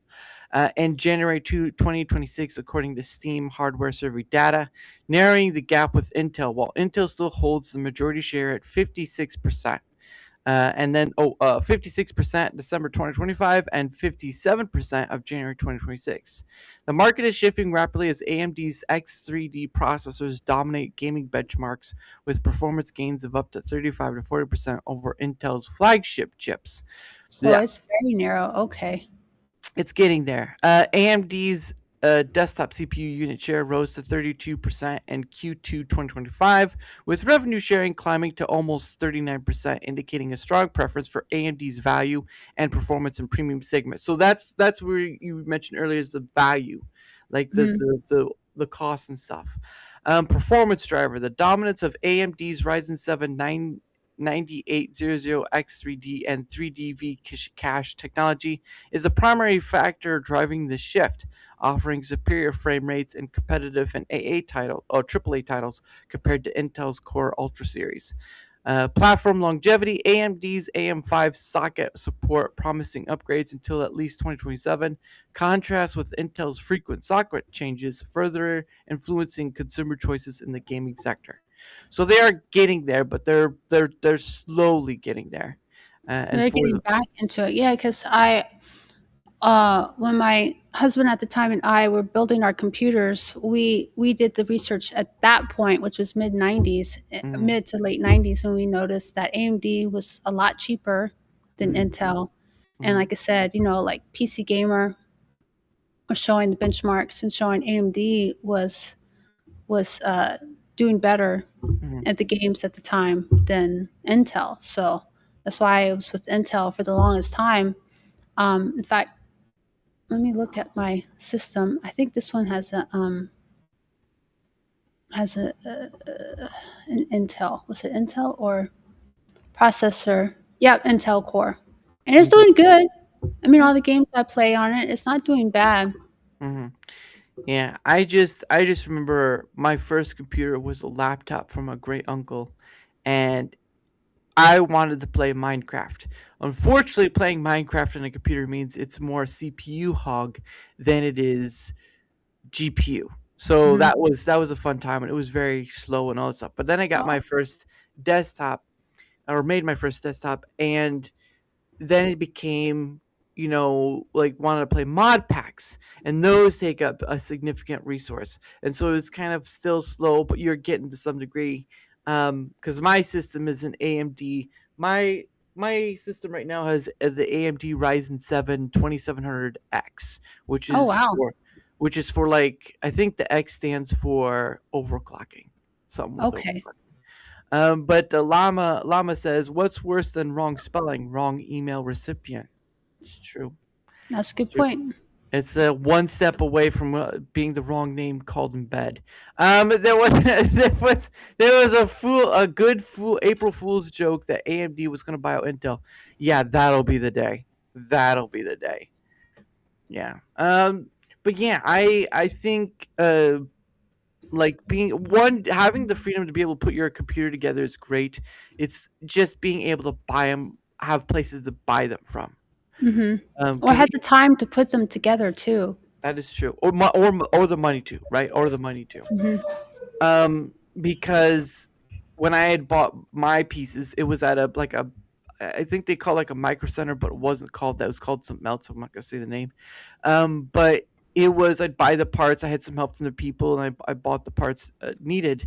But a few years after that, retrospect, it completely closed out. So I'm like, oh, that's great, because then I was forced to go like Best Buy, and like Best Buy overcharges their stuff like crazy. So it's like, Oh yeah. so I ended up buying from Amazon because usually their prices are much cheaper. They're much cheaper at times more than Newegg, and that's because you're, Really? yeah. That's crazy to hear. Oh Okay. yeah, Amazon. There's so what? Before I go any further, there's this website it uses called PCPartPicker.com.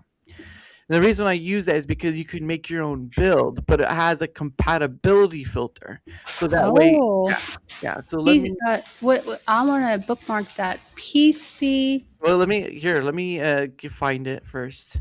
But let me show you what the website looks like. This is what the website looks like. And you can create like your own future build or whatever. Let me get the link. I'll put it in chat for people who want it. But you can go there. You can, yeah, set up your own um, future build or whatever, and it'll give you a list of prices for what you're looking for. Like, you click on it, it'll give you prices and stuff. Like, here, let's do a simple one. AMD. So this is what it'll do. You could get like, so this is the high one we just saw, AMD Ryzen 7 Mhm. 9800X. That's like 46,200, but you can click on that. You can click, oops, nope, I want to go back. Let's see, you can click on this and it'll show you the prices. And right now, Amazon is the lowest. But when you go to Amazon, you can also look at their used ones. Now, if it's a CPU, I highly suggest you be careful of where you buy it from. Mhm. Never be careful you're not buying it from a third party, because I had experienced that the hard way. Oh, But no. yeah. So basically, just, it's skipping this, part of CPU, but like sometimes you can go to Amazon and you can get used parts for less price, like a GPU or whatever. So always keep an eye out for that. It is wild to me that Walmart sells computer parts. Yeah, they do. They do. Best Buy and all stuff. And B-Roll says last time I went to Best Buy, they wanted $79, $80 for an HDMI cable and needed probably 20 years ago. I Not could probably get that. surprising. I could probably get that much cheaper off of Amazon. And that's the sad part. Is like I can go to Amazon and get a cheaper price than I could get at Best Buy. So, but anyway, it's a good, because it has a. I know you go to here, like, completed builds, right? You can go to completed builds that people made, and they will show the parts that they use and stuff. You could get from a low price to a high price, just depending on what you're looking for. Um, but I mean, it also has a compatibility filter. So again, if you're needing to see what component matches up with that AMD CPU that we just saw, it'll give you a whole list of like motherboards and GPUs and all that stuff. Once you If look, you wanna make a build yeah, around the GPU, you could yeah, put that in and then see what's oh, yeah. I really like that. Yeah, it's the compatibility filter is very helpful and it's free to use. So again, the link is in the chat if people want to go there themselves and set up and do all this. I mean, you have to make an account if you want to save your build, but beyond that point, it really is just like all that you'd have to pay for is all the parts you wanted, but you could use the compatibility filter and all that stuff for free. So really, is I a like their build guides. Magnificent AMD gaming streaming build. yeah, I like that yeah. name.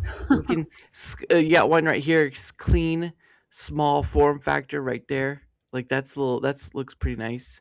You've got college SFF, low tier, all this stuff. They name it. It's crazy. It's all crazy, but it's definitely helpful, especially when the prices fluctuate and all that stuff. So definitely worth a look if people want to. But it's just a helpful tool for when you're not sure, like what part goes with what, and it can basically tell you this part goes with that part. You're like, thank you so much.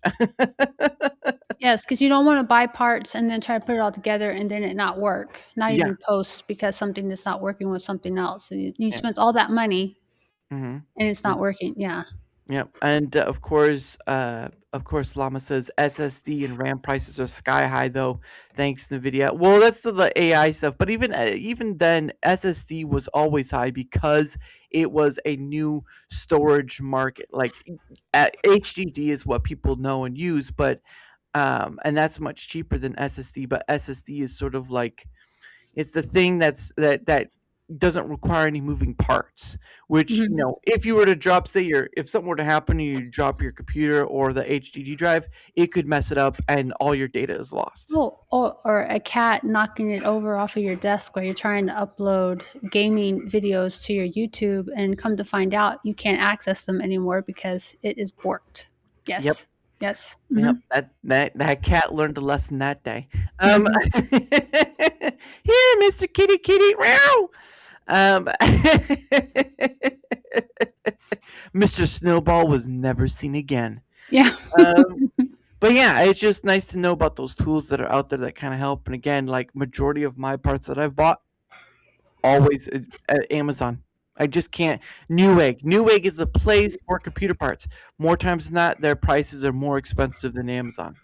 That's so disappointing because I loved shopping at Newegg for the longest time. They were the place to go to. Yeah. And now, I mean, but Amazon is not bad. I mean, I hate paying Big Brother, but sometimes you just gotta go with what's out there. Sometimes it's about the convenience and where you can get the cheaper prices. Because if you're looking Yep, for a deal, you gotta go where it's there. Yeah, that's where it's right. at. That's right. But yeah, I've only had the Llama says my cat tripped my PC's reset button once when she jumped on it. Wow, Mm, that's mm. mm. Stupid kitty, get out of here! Just get out of here! No more catnip for you.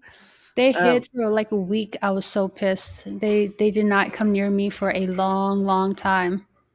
they knew, they Hmm. knew, and then you're like, "That's right, you dirty cats! You come near me again, so help me God, so help me." Now Um, I just leave it inside my desk so they can't accidentally knock it over. So smart, smart. But that's what I wanted to ask is like, what I know you said you're a vet, but like what branch of military? I was Army. Really? So I was just about 10 years. It's like Mm, 9 years, 11 months, 2.5 weeks, or something like that. So I just say 10, mm, 10 years. So I served briefly in the 90s. mm. Met my first husband, got Oh, out, had my two kids, and then I came back in 2006 and ETS in 2014. Basically, just fulfilled my contract and got out in yeah, 2014. smart. So in those times, I was a medic in the 90s and I was a medic as well in the 2000s. But I went further to LPN school. I was a nurse Oh for wow. about 7 or 8 years total. Because after I got out of the army, I worked at the VA for about a year and a half after that. Hmm. But then I stopped and went to school for sociology. I wanted to be a researcher. But in 2018, I had some not nice medical care. All right. and that really put me in a tailspin with my anxiety, and Mhm. what I've been struggling with ever since then. Yeah, I had a knot in my neck and my hand was turning blue, and they sent me home saying the doctor I was assigned to sent me home with antibiotics saying it was a swollen lymph node. It was a clot. I had a clot in my jugular vein and my subclavian vein. Wow. Wow. And after 4 days, when it wouldn't go away, my oldest son insisted that I go to the ER to get it looked at. They did a CT with contrast and found it, obviously, because I mean, it was pretty big. It was like 4 inches. It wasn't just a little like this. Mhm. Sometimes even that can kill you. No, it was all the way in there. So I stayed in the ICU for about 12 days while they Mhm. did like 3 cath lab treatments to dissolve it and get it all taken care of. Wow, that's rough. That is, and the job was like, no, no, or the doctor was like, no, no, it's not it's It's something just a else. Like, swollen lymph node. yeah, that's crazy. Well, it's been funny too. Is like since you mentioned that sort of thing, it's like I while back, um, I saw some stories where people were uploading like an X-ray scan or whatever to Grok, and some of the stories were like, yeah, Grok found things that the doctor missed, and I'm just like, that's. I mean, when Elon was like, he was promoting those stories too because it's Grok, it's his thing. Um, Hmm. but it was just sort of like, well, if AI can be used to kind of see the things that are missed, that can be a very well. He can mess up too, but the point of the matter is that doctors are human as well, and they're going to miss something or they're going to misdiagnose something. So you always want to have an ability to have that second opinion and trying. Well, talk about AI Yeah. into yeah. Hmm. That's a hot topic too Yeah. because so many people are worried that AI is going to take over jobs and Mhm. make people jobless. But AI, it's so funny because AI in other forms have been around for like 50 years. How many Mhm. times have we had computers assist us with stuff? Like Mhm. computers used to be people. Mhm. In the time of Babbage, Mhm. we didn't have machines. In fact, I'm pretty sure the word computer that we use to talk about the Mhm. device that we use now, it came from Right. the people back then that were their job was crunching numbers. Yeah. And Calculators. yes, exactly. So the fact that AI is assisting people is not really a new concept. Mhm. I think it's just because AI is being made to personify humans more and more Mhm. now, like the AI chatbots and companions that we Mhm. see now. I think is what people are really getting scared of because before but it was never meant to simulate humans. But I have to say again, when I was in middle school, Mhm. um, there was a program that we had that we would play with for fun, and it was like a therapist kind of program where you Mhm. ask it questions and it gave you answers. That's Mhm. AI Mhm. too. And they would say, "Hi, how are you?" And then you would say, "I'm good." And then the program would say, "Oh, that's great. Tell me about your day," kind of thing. So Mhm. that was way back in the 80s. Mhm. So Everyone remembers Speak and Spell. All right. I don't think that was AI, but still. no, that would be, I don't know, like phonics in the 90s. Mhm. Hooked on phonics Oh yeah. became its own meme. I was a kid of Hooked on Phonics and B-roll. Just a quick B-roll says justice for Clippy, justice for Clippy. Bring Clippy back. Always a Mhm. helpful paperclip. Yes. And Llama said it is affecting entry roles though, because you know how bosses think greed and more greed, which is true as well. No, There's I that agree. I'm component. not saying that there's nothing to what people are afraid of. I'm just saying that it's not like it. I'm just saying it didn't just miraculously appear. Yeah, It's it, been there. it was slow progress. Automated assistance, right? Yeah. It's been there for a long, long time. But Mhm. yeah, a lot of people now, because the AI is become more sophisticated than it was 20, 30 years ago, Mhm. that now people are losing their jobs, like he said, entry level, because the AI program is cheaper Well, and a yeah, lot of and this stuff. But it doesn't have that nuanced human intellect either. And a lot of people are finding that out the hard way too. Right. At the end of the day, if it can save a buck or make you more money without having to give more money to it, companies are going to go for that. But the greed is going to be there for that. They're going to go for what that greed. But at the end of the day, though, I mean, it's not going to take everything. I think that yeah, there's going to be a downturn, but again, it's all based upon how we treat it, how we use Mm-hmm. it. The AI has no sentiment of its own unless we give it some form of it. And the more we give it sentiment and sentience or whatever, the more it's on us and how we treat it. How we treat it greatly or poorly is dependent on us. It's not dependent on the AI itself. It's dependent on us, and that's the bigger issue, right? Like people say, "Oh, it's taking away our jobs." No, your bosses are using something that's going to give them more money. That's taking away your jobs. Your bosses found a way to get more greedy, or they Right. found a way to make. A business found a way to make more profit while taking you out of the picture because it costs them more money to have you than it does the machine, which will break down. Then are they really going to make that profit? Because then Yeah. in turn, you always run that risk of having customers who want Mhm. the human connection and business, and they're not going to get that with the AI, and so they Mhm. always have the option, the freedom to go to another business. Mhm. So that happens too. Like Mhm. before this AI, the call centers, Yeah. going to third world countries and Yep. whatnot, Yep. and people having a hard time understanding them. No Yep. shade to the people who were working at the call centers. So I want to make that Mhm. clear. But a lot of people were upset. They were calling American companies, but not getting American people because again, they get paid less in these countries. So the businesses Mhm. saw a way to save money. Yeah. But as a response, they really turned off their customers because now they they have customers who didn't like calling their call centers and going to Yeah. other businesses because of that. So there's always going to be something like that. The AI is just the latest thing, honestly, and it's probably going to be something different that we haven't even seen after you know 10, 15 years. If Yeah. I live long enough to be able to see that, God willing, the next 30 years from now, there might be even something else that we're talking about, like it's outsourcing B-roll. I Yeah. agree. Yeah, exactly. Yeah. Um, there's always going to be something. Not Yeah. to say that you can't speak up about it. I'm just saying that the AI thing, the latest thing, is not the only thing, and it's not going to be the last thing. It's not the first. It's not the last. Yeah. Unfortunately. Yeah, it's very fast. I will say that the progress of it is quick, but it's another form of technology that took away. Look, there used to be people who would come to your home and wake you up. They would be your personal alarm clock. Guess what happened? Alarm clocks are made now, Hmm. and you can have them on your phone. You can have them. You can buy a separate alarm clock, whatever.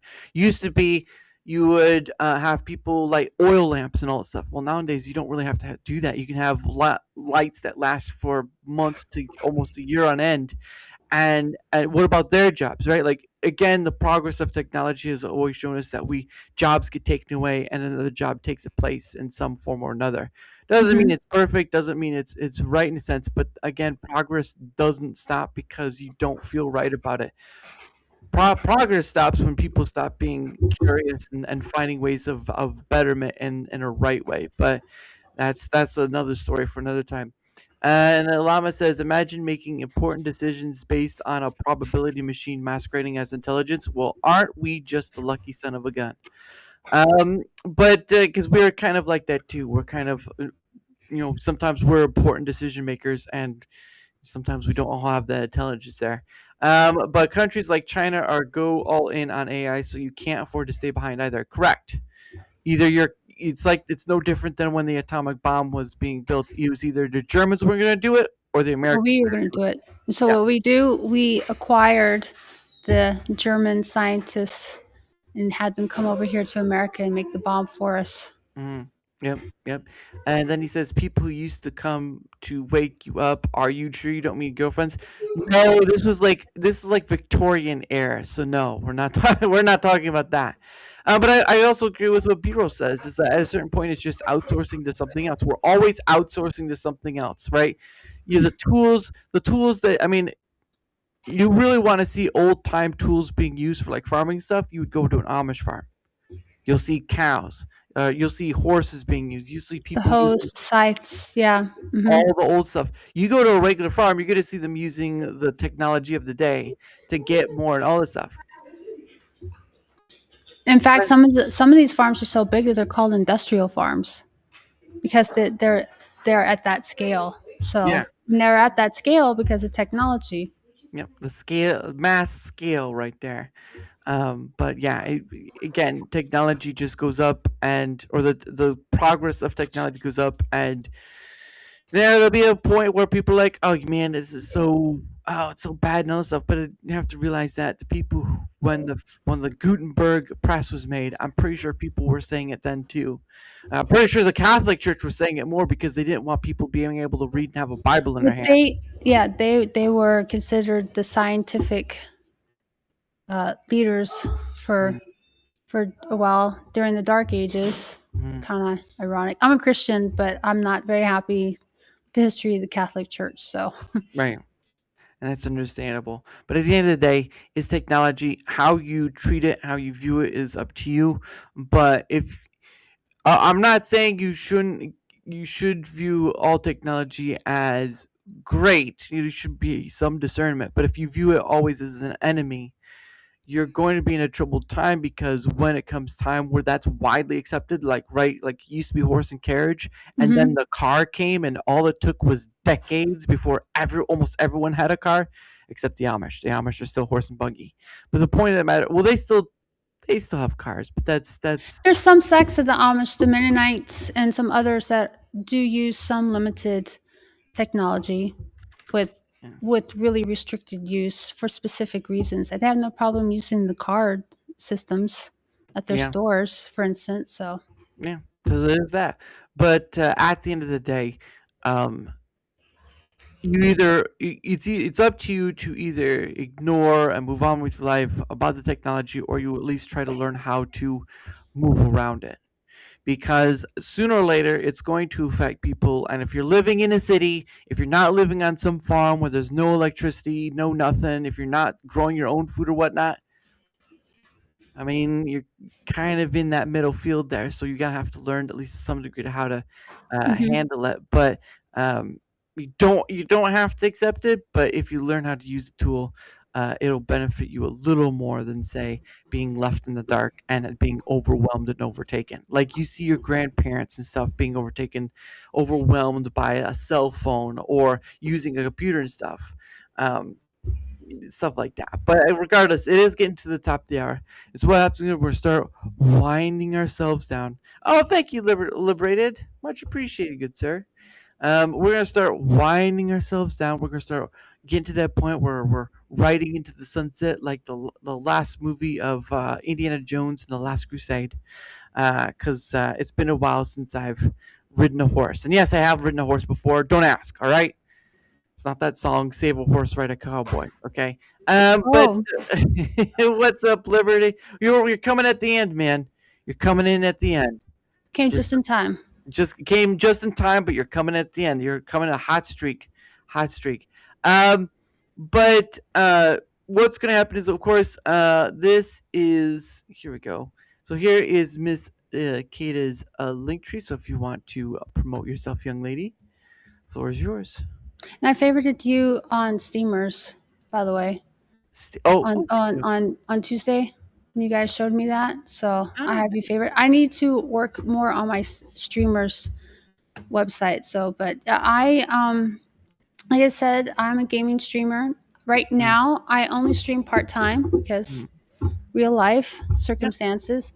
yeah. But I stream every Friday. I stream Apex from 7 p.m. to 10 p.m. Mountain Standard Time, so whatever Mhm, that translates to your local time. And mhm, I stream on Twitch. I always have to count it off of my fingers. Twitch, YouTube, Rumble, and TikTok. There you go. mhm. There And you go. Saturday, I do Valorant from 7 p.m. to 10 p.m. Mountain Standard Time. During the Oh, summer, I'm able to stream a little bit more during the week because my mm, kids are out of school. right. Life's a little more chill. Mhm, But I have at least those 2 days locked in Mm-hmm. every week. I also do my pick fair, my anxious rainbows, where Mm-hmm. I am working on doing like a digital photograph web store, if you Mm-hmm. will. And pick fair is the only storefront I have up right now. But you can always join my Discord, which is in my link tree, to see all the exciting things I have going on. Mm-hmm. I have my personal goal of 100 games. So exhausting. So you have to play them to Yeah. record them. I have like about 20 of them now, I Mm-hmm. want to say. So I'm still got a lot to do for that personal goal of 100. But you're Mm-hmm. welcome to look at that. I haven't done too much with the shorts on Rumble, honestly, but I Yeah. have quite a few shorts on YouTube, and of course TikTok is nothing but shorts. So Yeah. my goal, as working in the machine, I would like to get 500 subs on YouTube and 1,000 on TikTok, just because that's what you need to do for the monetizing. So that's my annual goal right Mm-hmm. now, to work on that, and we're about half on both of them. So I have Nice. some progress, and I value all my viewers.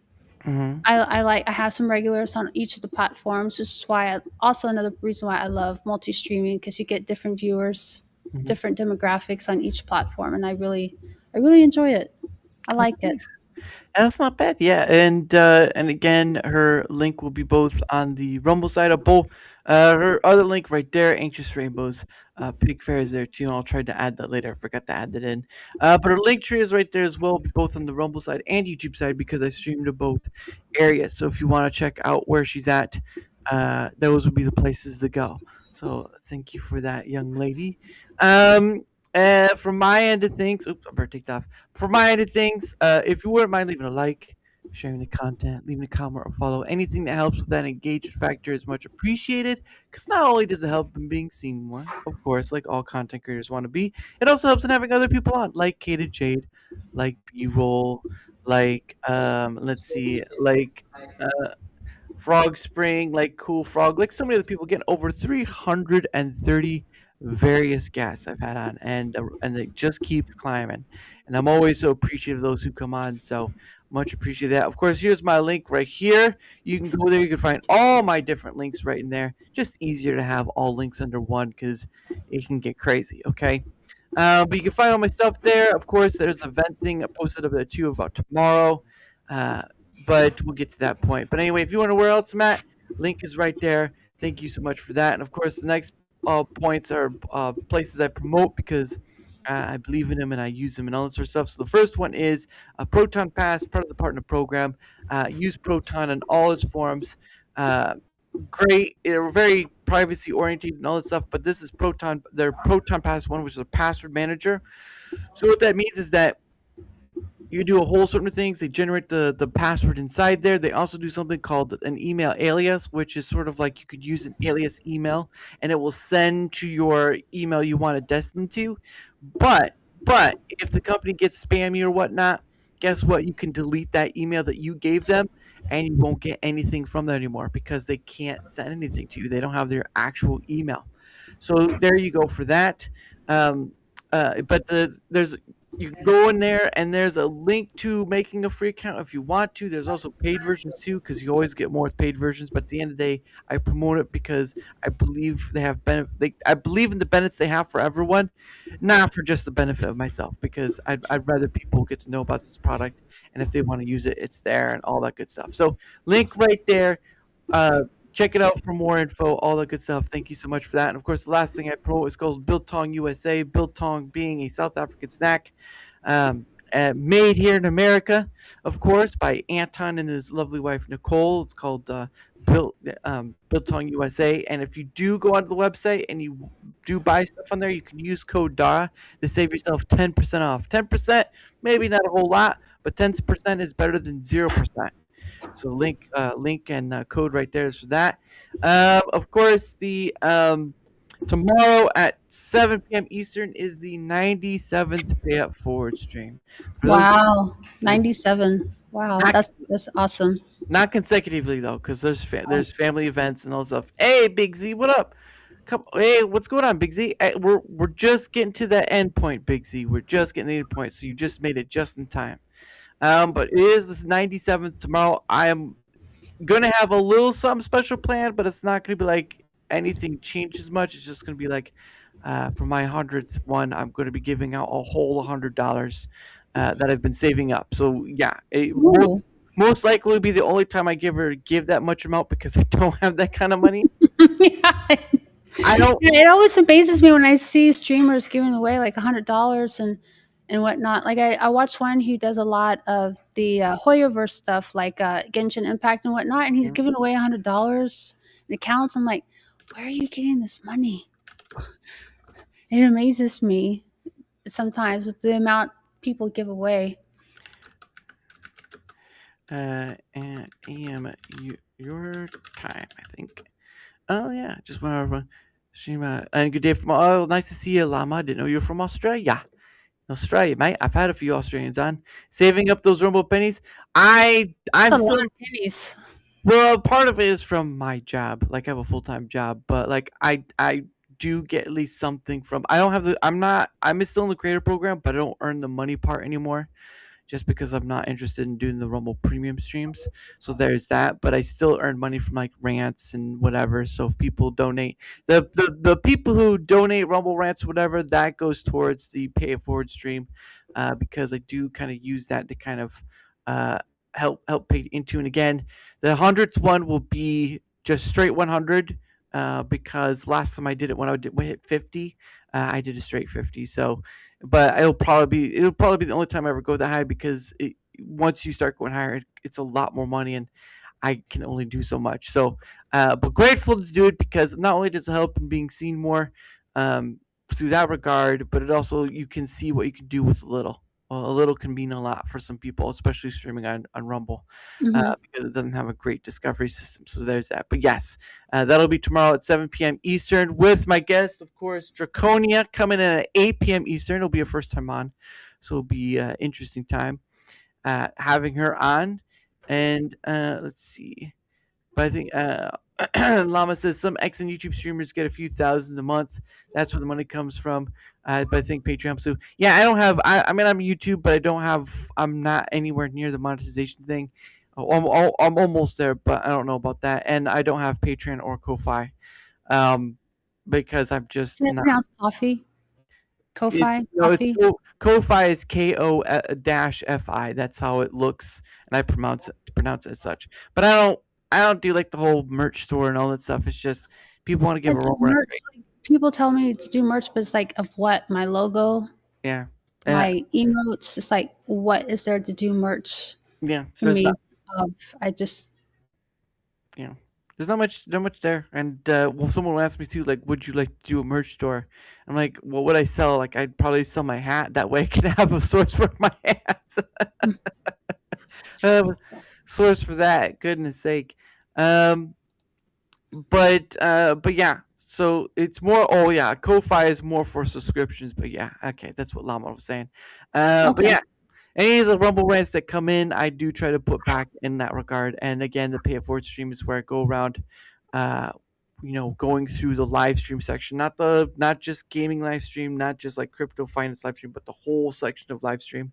And I go through, I pick a person per page, and we stop by, we say hello, we give some love, dono stuff, and then we'll probably stay for a little bit. If they notice, if not, we'll just move on to the next person and go from there. And that's how I do it. But the 100th episode will be someone will get a straight 100, because it's just the length I'm able to go because of the support I get here, and it's just giving that back. And again, when I did the 50, the person was like, "I got a $50." Like, yeah, yeah. So I'll have the 100 by then, but it's something I have to save up for, which is not always a fun thing. But I'm glad to do it, and hopefully it helps the people get seen. Oh, that's right. When I am done. When I am done at the end, after Draconia has been on and chatting and all that stuff, at the very end, when I do my outro post, I will be adding the list of people I stopped by, their links. If they have an on Twitter X, I will put that and the link to the Rumble channel. If not, it'll just be the channel name and then the link to the channel. Because again, Rumble does not have a great discovery system, and believe you me, I've probably found more people by going through the live stream section than I have by people who have suggested somebody. Like I think last week was 8 people total we stopped by. Oh, wow. A few of them I already knew, but more than that, there were people I didn't know. It's like, there we go. Yeah, the editor picks used to be so good. Like I got on the editor pick and I got 150 people show up at my stream one night. It was Friday when I was playing Apex, but I haven't really gotten anything like that since then. So it's like you get buried so much. So if you're not big now on Rumble, I agree. It's really hard to get seen on Rumble, even if you're consistent like me. I'm on every Friday and every Saturday night at least. And it's so hard to see because you see so many people get buried like at the last page all the time. Yeah, and it's the whole that whole section there is basically like each page changes because of how many viewers are watching at that person at a time and all this stuff. But I just do it because I know that there are some people recommend like that are found through the Rumble community, but the issue of it is usually it's people within a circle or whatnot. They may find someone new, but of like in one day I found like almost like I was like at one point I've gotten like 13 at one time. Like maybe a few where some people have stopped by before, which is always fine. But like when I can go on one day and find maybe 9 to 10 different people, and I only see like maybe a few ever recommended throughout a week by some other content creator, I know for a fact that people, at least as far as I know, people are not going to that extent, and people can do how they wish. That's fine, but community, saying the word community and breathing the word community are two very different aspects and in different ways. So there is that. But that's tomorrow at 7 p.m. Eastern, and my guest Draconia comes on at 8 p.m. Eastern. So hopefully you'll stop by for that. And of course, B-roll says in a sarcastic tone. This is sarcasm. I'm thrilled with my Rumble money. I was being wrestled by YouTube for 5 years without them even buying me a drink. And yeah, I know that you've been certainly demonetized by YouTube a few times over. Oh, wow. B-roll, yeah.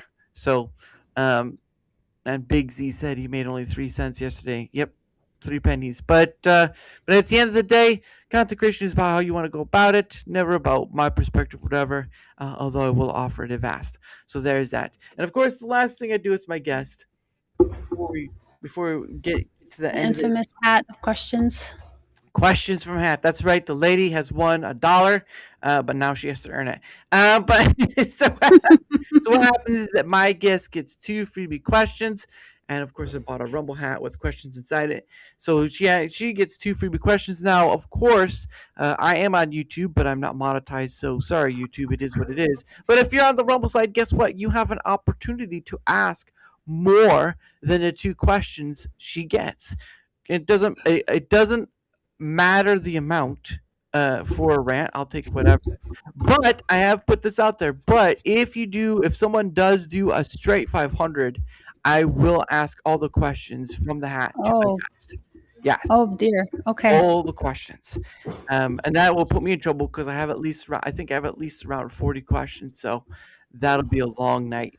But anyway, but that's only for a straight 500. There's no like, can you congregate all that's been given to chat? No, that's not how this is gonna work. It has to be a straight 500. That's how this works. You can congregate it off screen, but once it's on screen, it has to be a straight 500. That's how this works. But anyway, we're gonna start with the first question.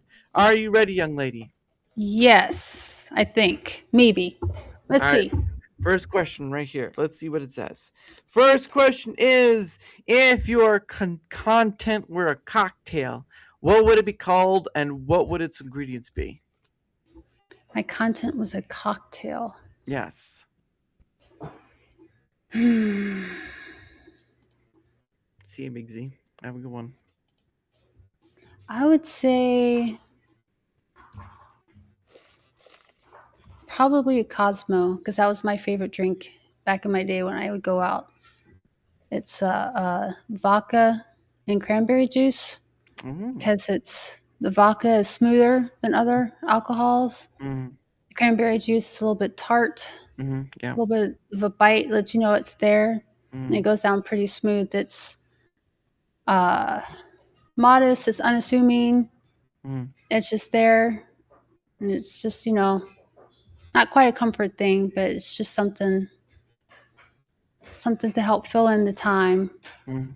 without being too loud or too in your face kind of thing. Like those Irish car bombs that really smack you in the face. No, it Yeah. won't do that. No, it's just there for you to hang out watching somebody who loves playing video games and chat about whatever game related and just have a good time. Call that the KataJade Cosmos. The KataJade Cosmos right there. But no, that makes sense. If it's a drink you like, then that makes sense. But I don't drink alcohol, so none of it means anything to I me. haven't So had any alcohol for years, but when I did, that was my go-to for that reason. drink of choice. Yeah, not bad. All right, next question. The last question, unless someone gives a rumble rant. Here we go. If you could make one silly law that everyone had to follow, what would it be? One silly law that everybody had to follow. Oh yes.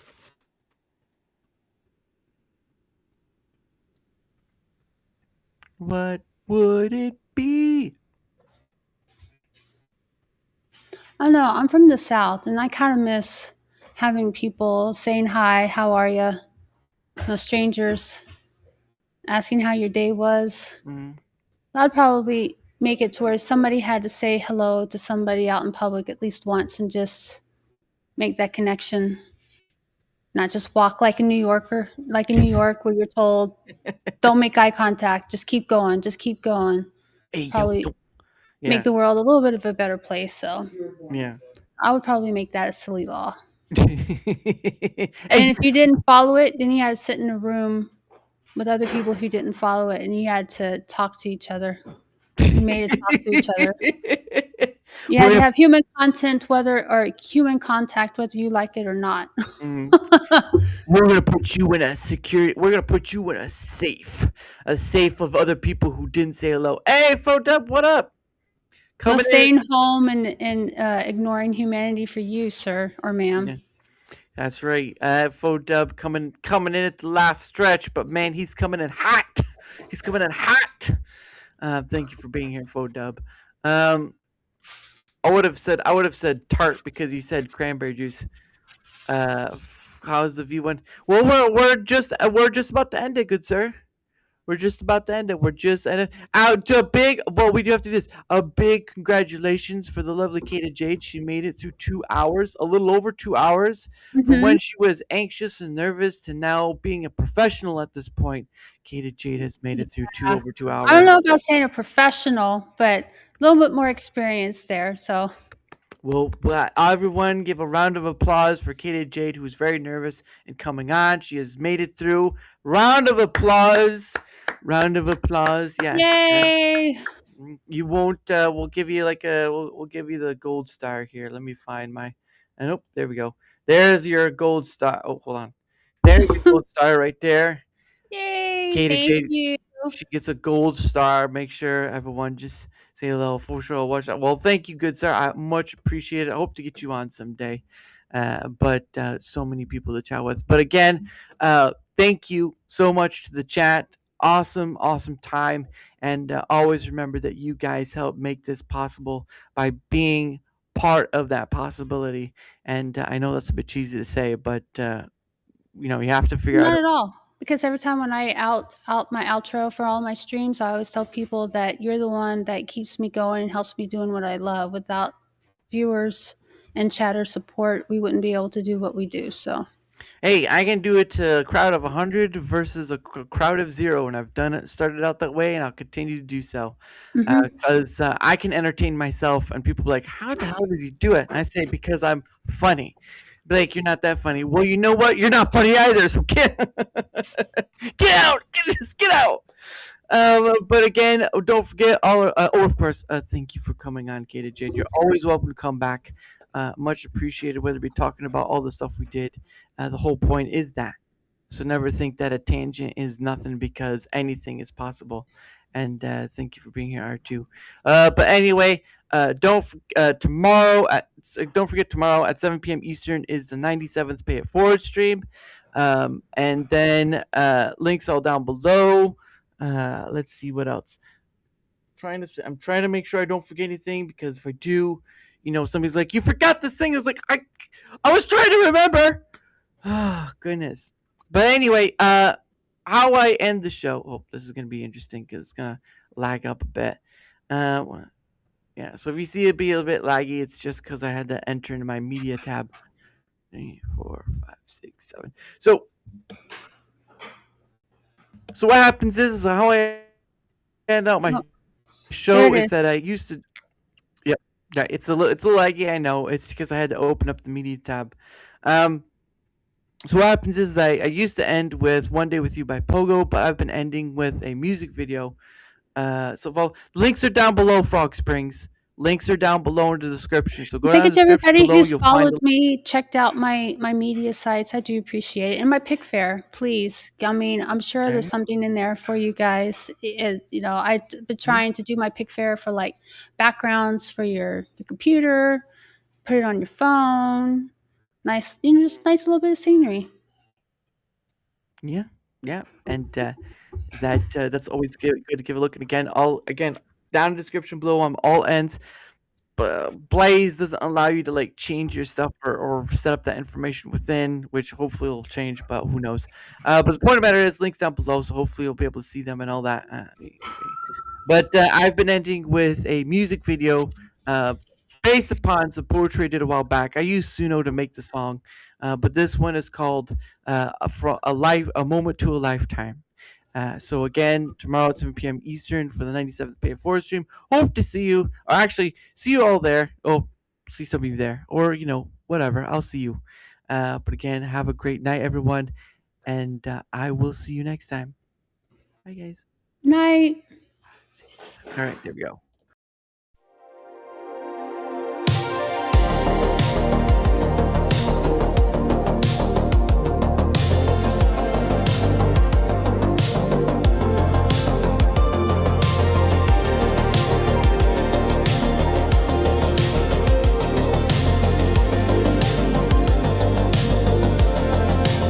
Give me a moment,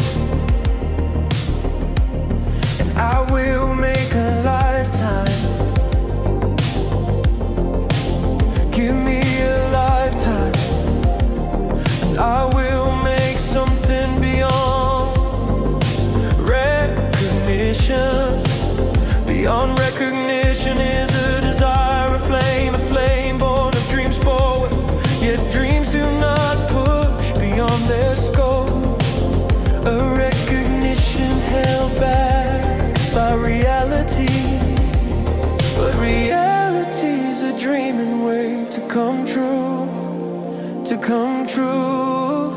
and be reality. So what do you wish? What is your desired reality? In truth, maybe not much. In truth, maybe it is. Only you can weave the dreams of wanting reality to form, and then, only then, will you create it.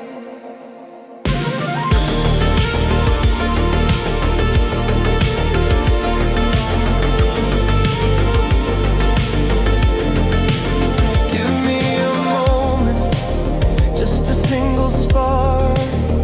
Watch it catch and carry through the dark. Beyond what you can see, beyond what you can name. Every dream you're holding is a quiet flame.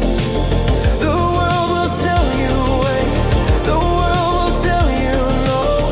But the river moves for those who let it flow.